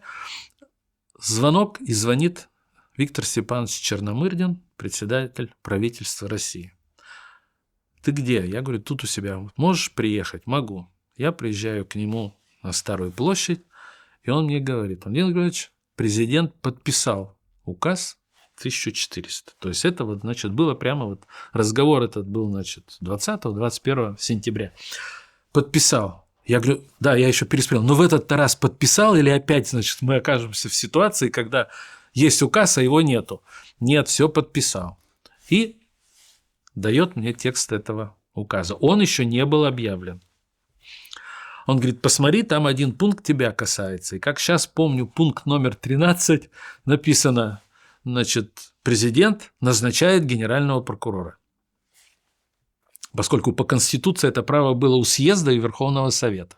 Поскольку Конституция по боку, полномочия съезда не существует, вакуум надо заполнить. И в этом указе был вот такой пункт, который предусматривал это. Я говорю, ну и что мне теперь, как говорится, тут, если он вступает? Говорит, ну у нас был разговор, значит, Черномырдин Виктор Степанович говорит, мол, отстаивал, что в этой ситуации нельзя менять генерального прокурора. Я настаивал на том, что Борис Николаевич, значит, переназначил тебя. Я говорю, ну, спасибо за поддержку, хотя, говорю, вот мне это уже все так тяжело и все прочее. Причем за несколько дней до этого разговора, даже еще летом, где-то в августе, ко мне приходили посланцы, ну, не от Бориса Николаевича Ельцина, а от людей, которые вот делали, ну, в свое время был Березовский, который все это разменивал, тогда это был Гусинский, который был приближен. Вот пришел от него человек, который, в общем, работал и в администрации президента, и сделал мне такое предложение. Владимир Георгиевич, напишите заявление об отставке, уйдите и пропустите удар над головой, который все равно будет. Это было еще в августе, а это все было в сентябре. Пропустите удар над собой. Значит, сейчас вот тут. А в тот момент очень активно прорабатывался вопрос об упразднении прокуратуры как таковой и сделать ее по американскому образцу. Министерство юстиции в подчинении генеральный прокурор, а Министерство юстиции – это исполнительная власть. А у нас и по сегодняшней Конституции прокуратура вне исполнительной власти. Есть система, как она назначается, всегда спорят, это что, третья или четвертая власть? Нет, но это самостоятельный государственный орган. И я сказал, что это предложение, которое вы мне делаете, касается только меня, моего будущего. Но, простите, я человек системы. Если я сейчас уйду, воспользуюсь отсутствием этого, внесут в закон и указом попытаются, значит, прокуратуру превратить в другой орган, она будет другим. Я бросить людей в этой трудной ситуации не уйду. Я понимаю, что я заложник ситуации, но спасибо, таких предложений, значит, мне не... Ну, кто его знает, если бы Борис Николаевич пригласил бы меня и сказал, что надо из политических соображений принять такое решение, наверное, я бы тогда согласился. И сказал, что да, значит, высшая политика, но если я лично как генеральный сейчас должен уйти, я уйду. Но поскольку это все же было вот от людей около политических кругов, я вот дал такой ответ, и, значит, к этому вопросу больше не возвращались. И после этого появления указа, значит, началась уже та конфронтация, которая вылилась вновь в Белом доме, оцепленной людьми, которые стали делать уже вылазки за пределы Белого дома. И первая такая опасная вылазка – это был люди Терехова, это был такой, сейчас существует союз офицеров, которые пошли за оружием и напали на часового, который охранял штаб СНГ. Так вот, был такой штаб временный, который там существовал. И при нападении была стрельба, и шальной пулей, это установлено, в соседнем доме на балконе убили женщину. Напали на часового, мы возбудили уголовное дело, это было воспринято крайне и в том числе негативно со стороны сидельцев в Белом доме. И ситуация моя была тогда очень непростая, потому что после появления этого указа Борис Николаевич издал свой указ и назначил меня уже своим указом. Я это понимал, что если я воспринимаю этот указ, то он же своим указом может меня и освободить. Но поскольку освободить по действующей Конституции, которая этим указом была отменена, меня мог только съезд, но я понимал, что я уже теряю все защищенности, гарантии, которые имел по Конституции номинально существующий, но фактически не действующий. Но бросать, как я говорил, прокуратуру в этом я не мог, потому что я помнил, что в 1991 году, когда прокуроры на местах не знали, как сориентироваться, многие попали, не приняв правильного политического решения, а не процессуального, и пострадали именно за это. Хотя были профессиональные, грамотные люди, но мы вынуждены были с ними расстаться, и поэтому я, брав удар на себя, значит, с ними мы опять вели разговоры. Сидите, не вмешивайтесь, будем разбираться здесь, в Москве. Главное, вы никуда не лезьте. Вот, и был переназначен, и была вот такая ситуация, когда у меня в кармане было 2 удостоверения. Одно удостоверение подписано еще Хасбулатовым, как председателем Верховного Совета, а другое удостоверение привезли в фельдслужба за подписью Ельцина. И когда мне нужно было поехать в Белый дом, я ехал туда, стояло оцепление внешнее. Им я показывал удостоверение за подписью Ельцина. Меня пропускали. Когда подъезжал к другому оцеплению, убирал это, доставал то, показывал за подписью Хасбулатова. Причем за подписью Хасбулатова удостоверением я не мог попасть на Старую площадь или в Кремль. Была дана команда, и все депутаты, которые имели никто туда не попадал. Вот даже на этом уровне, какое шло расслоение и так далее. Вот с этими 2 книжками, значит, я вынужден был, чтобы не запутаться, приходить туда. Ну вот у вас был такой двойной мандат, да? А как вы воспринимали ситуацию? На чьей стороне вы были эмоционально? А вы знаете, я вот вынужден, поскольку, как я уже объяснил, Конституция не действовала, я вынужден был остаться на стороне своей корпорации, которая должна была работать, которая даже в этой ситуации не должна была прекратить расследование уголовных дел, поддержание обвинения в суде, разрешение миллионов жалоб от населения, вести там люди, то есть вся система должна была функционировать, потому что представьте, вот опять же аналогия с Украиной, когда милиция ушла с улиц и ходят бандиты с палками, так вот я не хотел, чтобы появились какие-то самозваные там прокуроры, там судьи или еще чего-то, и система это действовала, и вот тут она работала. Для меня это было главное, а тут уже я ходил на совещания Борису Николаевичу, мы обсуждали там, ходил, там штаб был создан, который возглавлял Сосковец, тогда первый вице-премьер. Помню, там сидели, обсуждали, что делать с Белым домом, который там в оцеплении. Ходил на заседание Совета Безопасности, который Борис Николаевич вел. То есть, но вот когда последний вот такой штрих, ну вот разговор, и когда Борис Николаевич меня назначил, удостоверение это мне привезли, он мне позвонил. Говорит, я вот принял решение вот там назначить вас, значит. Я говорю, ну все, у меня вот сейчас основная задача, чтобы система прокуратуры функционировала, но и не допустить крови. Он сказал такой фразу, ну что вы, какая кровь? Значит, не будет этого. Ну я говорю, тогда тем более легче работать. И вскоре где-то шло уже переговоры Белого дома представителей через участие патриарха Алексия. Они ездили туда, представителем Бориса Николаевича Ельцина выступал Черномырдин, премьер. и идет заседание Совета Безопасности. Члены Совета Безопасности меня пригласили, был мэр Москвы Лужков. Черномырдин докладывает и говорит о том, что вот переговоры идут, вот они выходят на такую-то стадию, и, Борис Николаевич, прошу дополнительные полномочия, чтобы вот я дал ответ и взял на себя какую-то ответственность. Борис Николаевич говорит, да не надо никаких тут дополнительных полномочий, я знаю, как действовать. Тут юристы мне подсказывают, как выходить из этой ситуации. Сидящий тут же Сергей Александрович Филатов, глава администрации президента, говорит, Борис Николаевич, так вот тут Степанков, вот тоже юрист, вот пусть скажет. И тут Борис Николаевич сказал такую фразу, значит, смотрит на меня, абсолютно она была такая без злобы, без обид, и все, и говорит, да что нам Степанков скажет? Он же нам скажет, как по закону надо действовать. Спустя несколько лет я понял, что это был высокий комплимент, потому что так как Борис Николаевич стал действовать, и те юристы, которые ему насоветовали, ну, известно, выход танков и стрельба.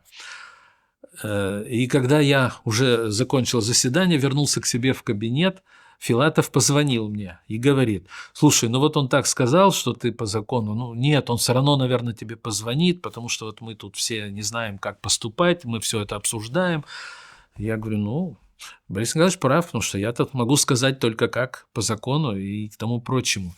И кроме того, еще такой штрих, когда этот указ вышел, съезд, я пришел на съезд, я депутат, очень все экзальтировано, уже Конституционный суд сидит на заседании съезда, съезд проходит в Белом доме, в зале, туда все даже не входят, но и приехали не все со страны. И тут, значит, уже провозглашен Рудской как президент, Ельцина съезд объявляет отстраненным от власти, и ведущий этот съезд Хасбулатов говорит, ну вот сейчас здесь генеральный прокурор, пусть он нам скажет, значит, идите, пожалуйста, на трибуну. И когда я иду на трибуну, он мне, значит, в зал, обращаясь ко мне, ну как бы в микрофон весь зал слышит, ну вы сейчас, наверное, нам скажете, когда Ельцина будем арестовывать. Я выхожу, стою на трибуну, а за плечами у меня уже опыт 91-го года. И зная, как был 91 год, как мы расследовали дело, чего от нас ждали, как хотели принятия политических, а не процессуальных решений и всего прочего, я выхожу на трибуну и говорю, что нет, значит, президент – это то лицо, которое мы не вправе арестовывать, я таких полномочий не имею и не могу. Президент избран, он действующий.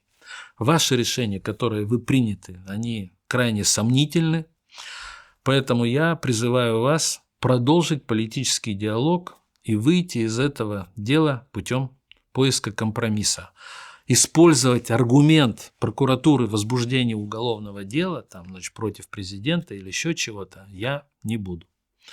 Ну, тут фразу, наверное, она там сохранилась в протоколе, что сказал Хасбулатов, значит, что вот ты нас тут предаешь, вы тут это, в зале гул. После этого Хасбулатов приглашает одного из заместителей моих, он тоже был депутатом, он и сейчас заместитель генерального прокурора, это Кихлеров Сабир Гаджаметович, и начинает с ним обсуждать. Ну все, съезд сейчас может проголосовать, Степанкова мы освобождаем от должности, значит, давай. Но Хасбулатов, Кихлеров, при всем его высоком профессионализме Кихлерова, он тоже понимает, что вот не та ситуация. Кихлеров говорит, нет, я точно не соглашаюсь на это, если вы меня тут будете делать прокурором. Но и говорю, что ни один из заместителей в этой ситуации тоже вы будете делать большую ошибку. Президент переназначил, и вот ваше решение только внесет дисбаланс в работу прокуратуры. Не делайте этого. Я ушел, и, в общем-то, съезд на это не пошел, на эту ситуацию, но принял такое решение – ввести должность спецпрокурора по расследованию преступлений президента. И этим спецпрокурором назначить Илюхина Виктора Ивановича, к сожалению, тоже ныне покойного работника прокуратуры Союза, в России он не работал. Вот. Илюхин спустя день приехал ко мне в прокуратуру, говорит, вот я назначен, вот где кабинет, где люди. Ну, я ему сказал, что, Виктор Иванович, ну ты работник прокуратуры, прости, значит, в этой ситуации твои полномочия нулевые, ничего я тебе позволить не могу, полномочий процессуальных вести расследование, возбуждать дела ты не имеешь. Ты не работник прокуратуры, эти полномочия, которые тебе дали. Ну, у нас же были спецпрокуроры, вспоминая проверку чемоданов Рудского, говорит он. Я говорю, были, но ты не забывай, что эти прокуроры были все сотрудниками прокуратуры. Им дали только полномочия, но они ими были наделены как сотрудники. Ты нет, на работу я тебя брать не буду. Поэтому позицию я высказал на съезде. Прости, Виктор Иванович, но ступай, мы тебя в этом деле поддерживать не будем. Вот на этом все. Расстались, и эти события привели, конечно, к более тяжелым и трагичным событиям расстрела Белого дома. И как произошла развязка? Развязка имеется в виду... Ваша личная. Моя личная, значит, когда все это происходило, я не участвовал вот уже в заседаниях, когда обсуждался вопрос, вводить войска, там не вводить, и чего не было. И началось это уже, я был в прокуратуре, ночь, значит, и к утру это стрельба, трансляция по экранам телевидения и всеми там западными компаниями, все это было. И когда это закончилась стрельба, когда ночью уже выводили оттуда людей, я получил сообщение, был указ президента, который по этому указу позволялось арестовывать людей. Санкция прокурора была не нужна. По указу всех, кто там был на стороне Верховного Совета, можно было задерживать.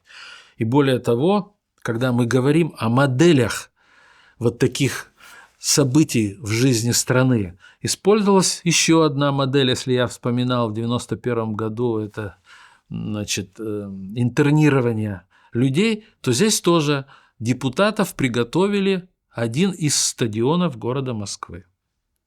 И люди Коржакова и Барсукова тогда вывезли, если там Рудского, Хасбулатова, там Баранникова, Дунаева увезли в следственный изолятор Лефортово, как я подчеркиваю, без санкций прокурора, а их задержали на основании указа президента, то часть депутатов повезли на стадион. Я об этом узнаю, звоню прокурору этого района и приказываю ему немедленно выйти на стадион, значит, и разбираться там, потому что это незаконное, неконституционное действие пытаться изолировать людей и содержать на стадионе. Он туда приехал, там находился в этот момент Коржаков, он возглавлял колонну, куда привезли группу этих людей. Значит, и пришел прокурор, Коржаков сказал, ты кто такой? Значит, а кто тебя послал? Степанков, генеральный прокурор России. И тут, значит, человек, который туда выезжал, этот районный прокурор, слышит фразу Коржакова, ну хватит, терпение кончилось, поворачивается и уходит. Утром, и людей со стадиона убрали. Их там, они пробыли несколько часов и их отпустили. Поняли абсурдность и бессмысленность этого дела. Утром горит Белый дом, его тушат, но уже он как бы пустой. И я выезжаю туда со своим заместителем и начальником следственного управления, чтобы изучить Белый дом и понять, как провести осмотр места происшествия. Но одно дело осмотр места происшествия, убийство в комнате, а тут огромное многоэтажное здание с подвалами, с коммуникациями, горит, точки стрельбы. Вот как это сделать? Это в следственной практике было впервые. И для того, чтобы понять механизм организации этого дела, какими силами, средствами и все прочее делать, я туда и поехал. И когда мы, значит, там ходили, изучали, смотрели, находили места, там следы крови, места стрельбы, причем из Белого дома места были единичные. То есть вот когда говорят, что там была масса оружия и шла стрельба, мы нашли 2 или 3 места, где люди из окна, изнутри Белого дома стреляли наружу. Вот, все это было. И когда я выхожу обратно, пробыли там несколько часов, в машину телефонный звонок поступает, звонит Коржаков и говорит: у меня поручение от Бориса Николаевича с вами встретиться. Когда будете на месте? Я говорю: ну вот буду минут через 30. Я возвращаюсь в прокуратуру, и приезжает Коржаков, привозит указ президента, а на улице стоит автобус с ОМОНом. За шторками сидят люди с автоматами. Ну, то и было подозрение, что я отстреливаться начну или еще чего-то. Значит, собрали заместителей, значит, и говорят, что вот указ, и привезли Казаника. Того, кого, значит, вызвали из Омска ночью, и который согласился одеть Непосеньки шапку эту, не понимая вообще, куда он что и пришел. И когда он приехал, Коржаков, я говорю: ну, хорошо, указ президента, мы его исполним, но прокуратуру надо передать. А что это такое? Я говорю: это акт о передаче. Переписываются все дела, находящиеся в производстве, ну, правда, центрального аппарата, а не всей страны. Все секретное дело производства, там то-то, то-то, это уйдет минимум день, который надо. И при этом кто-то должен присутствовать. Подтверждаю, что я вам передал дела, секретное производство, личные дела сотрудников и так далее. Для них это было откровением. Кто будет присутствовать? Коржаков звонит Филатову, главе администрации, а тот, я слышу разговор, тот обиженный, что это решение было принято за его спиной, то есть Филатов не знал. Сейчас минутку, все усядутся, чтобы звуков не было. Ага. И поэтому я объявил, что чтобы исполнить указ президента, нужно оформить акт передачи. И для Коржакова, и для Казаника это было откровенностью. Они не могли понять, о чем вообще идет речь. Когда я объяснил, что надо передать все секретное дело производства, дела уголовные, находящиеся в производстве центрального аппарата, архивы, личные дела, это вот акт такой, наверное, страниц на 50-60 составляется. И кто-то должен при этом присутствовать. А кто? Я говорю: из высших должностных лиц. Коржаков стал звонить Филатову, руководителю администрации президента, и поскольку назначение Казаника произошло за спиной Филатова, он обиженный, ну, грубо говоря, послал Коржакова и говорит: ты заварил свою кашу, сами разбирайся. Значит, они смотрят на меня вопросительно. Стали звонить заместителю Филатова, Войков, Андрей был такой. Значит, позвонили ему, он не понимает, о чем идет речь. Я говорю: дайте мне трубку. Я взял сам трубку и говорю: Андрей, такая ситуация, слушай, ну, надо выручить, прийти надо, вот мы будем акт составлять, и все. Он говорит: хорошо, понял, я приеду. И он приехал туда, мы сели и начали эту работу. А Казаник сидит у меня в кабинете на стуле. Я отозвал, значит, Войкова в другую комнату, в задний там кабинет, и говорю: Андрей, объясни ему, что, ну что он сидит, он ничего не понимает, значит, мы акт приготовим, никто тут с собой ничего носить не будет, ни секретных, ну, в сейфе я там приберусь, какие-то личные вещи заберу и так далее. Пусть едет домой, завтра утром приедет. Что он сидит, значит, это. Казань говорит: нет, мне Борис Николаевич сказал сразу в кресло сесть, мол, и руководить. Ну, в конечном итоге ему объяснили, здравый смысл победил, он уехал, мы допоздна составляли этот акт, а на утро уже приехал Черномырдин, которому поручили представить Казаника коллективу, ну и как бы попрощаться со мной. Ну вот собрали в мраморном зале на Пушкинской, на Дмитровке ныне коллектив прокуратуры, там попрощались и представили Казаника. Больше вот разговоров с Ельциным у меня вот в этой должности не было. А вы считаете, у Ельцина тогда был другой какой-то выход из положения? То, что менять генерального прокурора надо было в этой ситуации, безотносительно я ли там был или кто-то другой, конечно, надо было менять. Потому что, ну, с одной стороны, даже если расследовать дело в отношении руководства Верховного Совета, то меня надо допрашивать как свидетеля. Я там бывал. Я участвовал в этом, в обсуждении, в том числе в обсуждении этих документов, которые принимал Верховный Совет. Я заходил к Рудскому, когда его люди писали там это постановление съезда о назначении Рудского в этом. Шел разговор, полемика. Я там даже подсказывал, я говорю: ну глупости вот это, вот если так уж напишите, тогда вот так. То есть я был непосредственный участник. Симпатии к этим людям, конечно, были. Я с ними не один год там пробовал, правильно они поступали, неправильно. Ну, я считал бы. Кроме того, генеральный прокурор, указ президента был только на задержание. А дальше-то что с ними надо было делать? Давать санкцию на арест. И это решение принималось. Казанику позвонили и сказали, надо арестовать этих людей. Казаник в жизни не арестовывал ни одного человека. Я скажу, это тоже непросто. И он дал поручение людям подготовить документы. Люди пришли, и первый заместитель генерального прокурора Лисов тогда, Евгений Кузьмич, приходит к Казанику и говорит, нет оснований к аресту. В действиях этих людей нет признаков преступления. Казаник говорит, а мне велели арестовать. И тут же в присутствии Лисова он снимает трубку и звонит Борису Николаевичу. Говорит, Борис Николаевич, мне докладывают, что не за что их арестовывать. Ельцин спросил, кто? Он говорит, вот Лисов тут сидит. Ну, хорошо.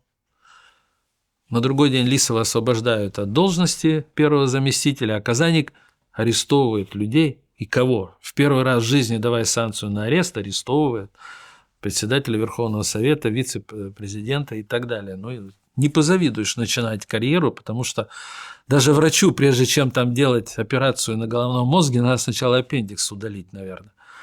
Так же и тут. То есть человек далек был от нашей работы и не понимал, но раз назвался груздем, полезай в кузов. Совести хватило, правда, уйти потом достойно оттуда, понимав, что он оказался не в своей тарелке, и делать больше этого нельзя. Вот, поэтому нет, освобождать надо было и назначать другое, но я был доволен, что я вот досидев до этого последнего дня, не были запущены в ход механизм ликвидации прокуратуры, потому что вот проекты документов были готовы там о превращении прокуратуры в Министерство юстиции, в подчинение, исполнительные органы и так далее. И шла борьба за Конституцию. Все это время, еще вот мы об этом не говорили, но шла борьба за Конституцию. И в этой Конституции шла борьба за статью о прокуратуре. И мы ее до конца отстаивали. И потом даже Казаник, став генеральным прокурором, имея карт-бланш, пришел к Ельцину и принес те документы, которые еще нами там были подготовлены, и сказал, вот, Борис Николаевич, надо. И эта статья появилась. Ее только сейчас, к сожалению, переделали, ликвидировав в прокуратуру как централизованную структуру, что является, на мой взгляд, большой ошибкой, чего нельзя было делать, но вот поправку в Конституцию проголосовали, ее внесут и лишили органа. А потом, когда она сохранилась, поняли, насколько она эффективна для всех целей, и для сиюминутных политических целей, и для решения рейдерских захватов, и так далее, и так далее. А был ли выход другой из ситуации с Белым домом? Можно было не силовым путем это как-то решить? Договариваться можно было бы. Я считаю, что и та, и другая сторона очень тяжело. И в той, и в другой стороне были экстремисты. Нельзя считать, что в окружении Ельцина были люди, которые вот хотели там разогнать Верховный Совет в крайности. Там тоже были люди, которые искали компромисс. Тот же Виктор Степанович, там тот же Филатов Сергей Александрович. Но и в Белом доме, к сожалению, были люди, которые провоцировали эти силовые действия. Они хотели там стать жертвой, чтобы дальше нанести удар, и как бы посчитали, что на этой волне они добьют. Но этого не происходило. Ни с той стороны, ни с другой стороны не было таких политических сил и той массовой поддержки в населении. Это все же был конфликт элит именно московских. Они договориться, кровь, да, кровь пролита, это 147 человек погибло. 147, и из них сколько кого? Какая разбивка между штатскими и военнослужащими? Это я всю цифру называю. Военнослужащих, конечно, минимальное было число, но были тоже погибшие военнослужащие. А можно я вас попрошу несколько общих слов про Ельцина сказать? Давай. Как вы сейчас оцениваете его историческую роль? Я думаю, что, несмотря на то, что он, как и все мы, то поколение советского периода вызрело в условиях социалистического строя с эфемерной идеей построения коммунизма и стремления к нему, у него было внутреннее ощущение, что складывающийся к концу 80-х началу 90-х годов ситуация требовала решительных шагов в изменении и экономического строя, и изменить его без изменения кардинально политического было невозможно.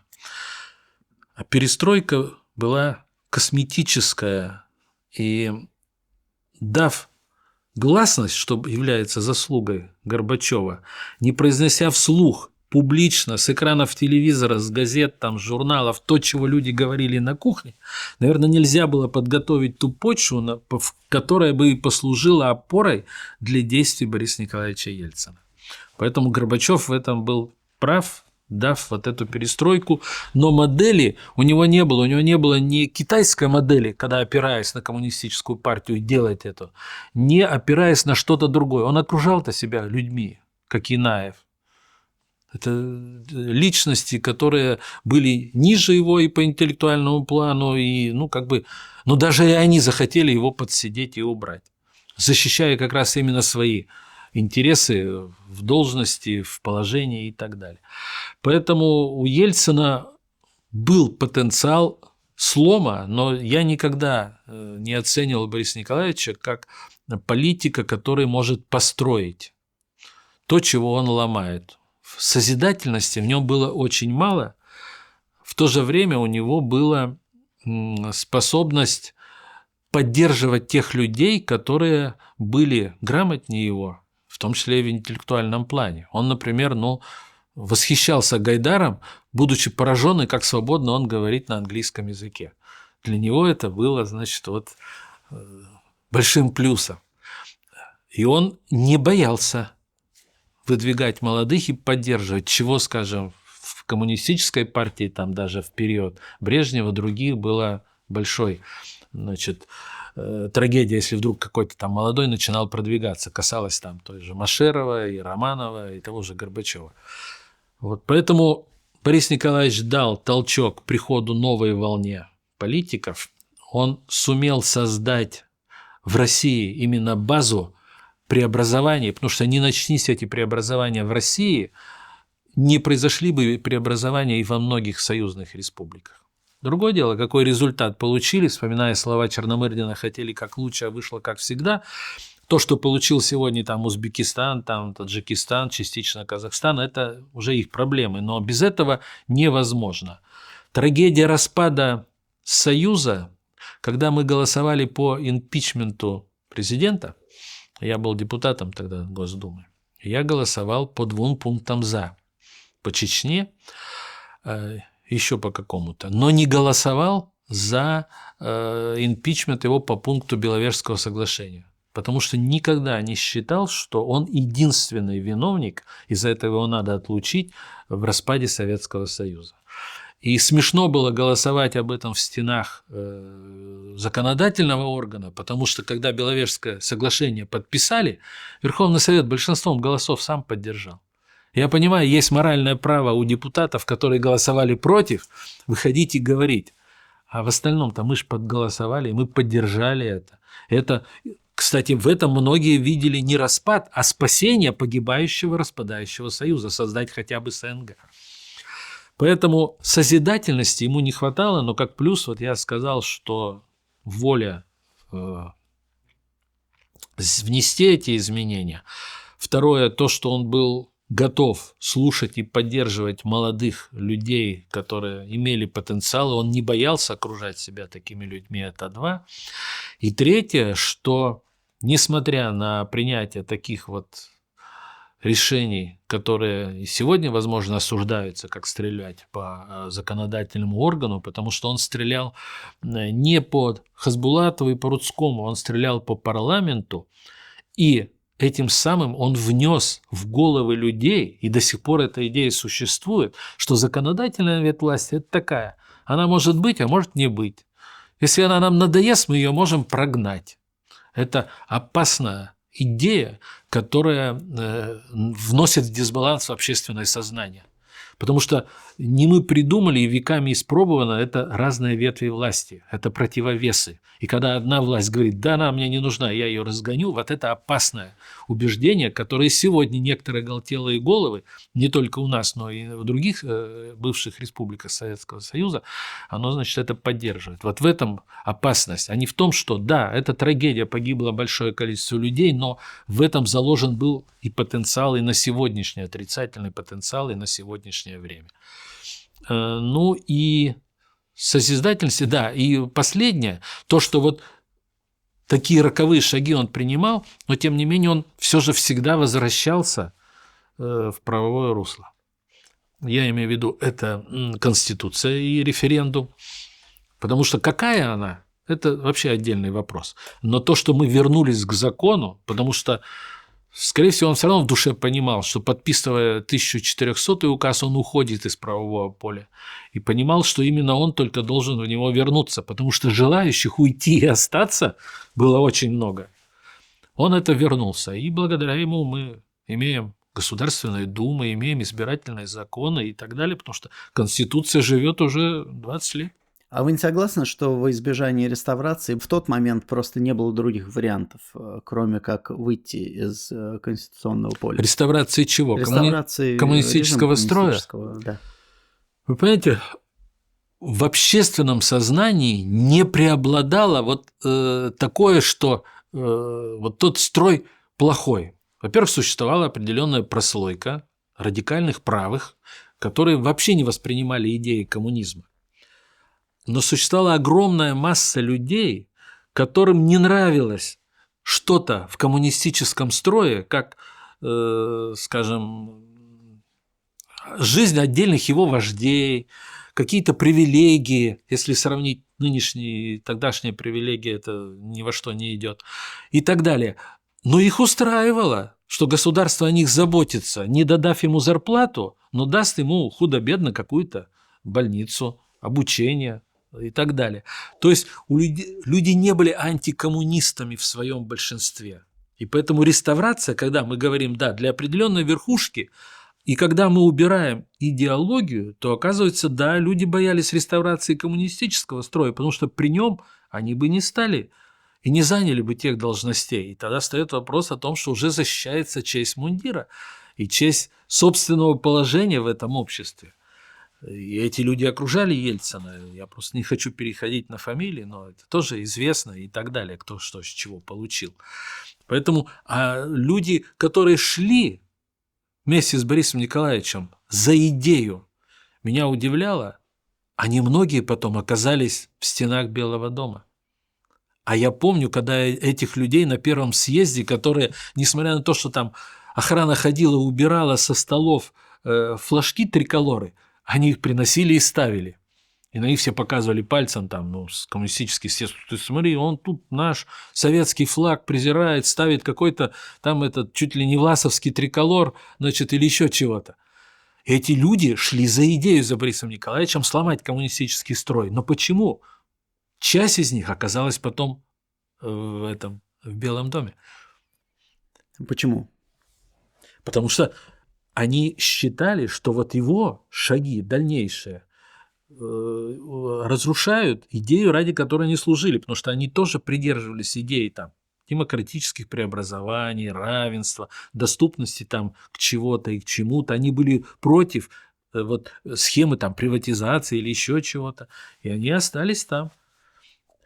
А это, почему я говорю, история сжата, всего 3 года, и все это на твоих глазах. Поэтому, конечно, удивляешься, когда вот помнишь этого человека, его выступления одни, а потом что он поменял? Нет, он с такой же убежденностью отстаивал все это другое. Ельцин прошел свой путь жизни. Я думаю, что нам, кто вот жил в этом, мы оцениваем по-своему. Люди другого поколения, они оценивают по-другому. С одной стороны, отсутствие полной информации, с другой стороны, нежелание погружаться в эту информацию, чтобы самому взвешивать. Вот. Мы тоже пристрастные, субъективные, потому что мы уже тогда занимали ту или иную позицию. Сейчас кому-то со стороны, наверное, и проще смотреть, но всегда говоришь, наполняйся информацией, чтобы судить так, а не суди огульно по тому или по-другому. Не суди про Ельцина, Ельцин пьяница, там, или еще чего-то говорят. Ельцин вот такой-то. Ельцин поддержал Чубайса. Там, Чубайс враг народа, и вот Рыжий там, значит, вот виноват во всем, как это говорят. Но тоже Чубайс провел эту приватизацию. Другое дело, какая она была выбрана. И можно спорить, но тогда спорить должны тут экономисты, в чем было правильно, в чем неправильно, в чем надули. Ну и потом меня всегда поражает людей. А вы-то в этом не хотели участвовать. Вы это не читали, вы это не изучали. А где твой ваучер? Отдал его там за бутылку или подарил, или выбросил, или бросил. А почему ты не собрал его, если ты такой умный, у соседей, и там не вложил в акции «Газпрома»? Сегодня бы получал бы дивиденды или еще чего-то. Другие. Нет, нам государство обязано. А если оно обязано, так ты приди и проголосуй. А сегодня 30% ходит во многих местах голосовать, а остальным 70% значит наплевать, что за них решат по-другому. Но тогда вы не упрекайте тех людей, которые, получив поддержку меньшинства, принимают эти решения. Вы устранились, сидите и помалкивайте тогда. Спасибо огромное.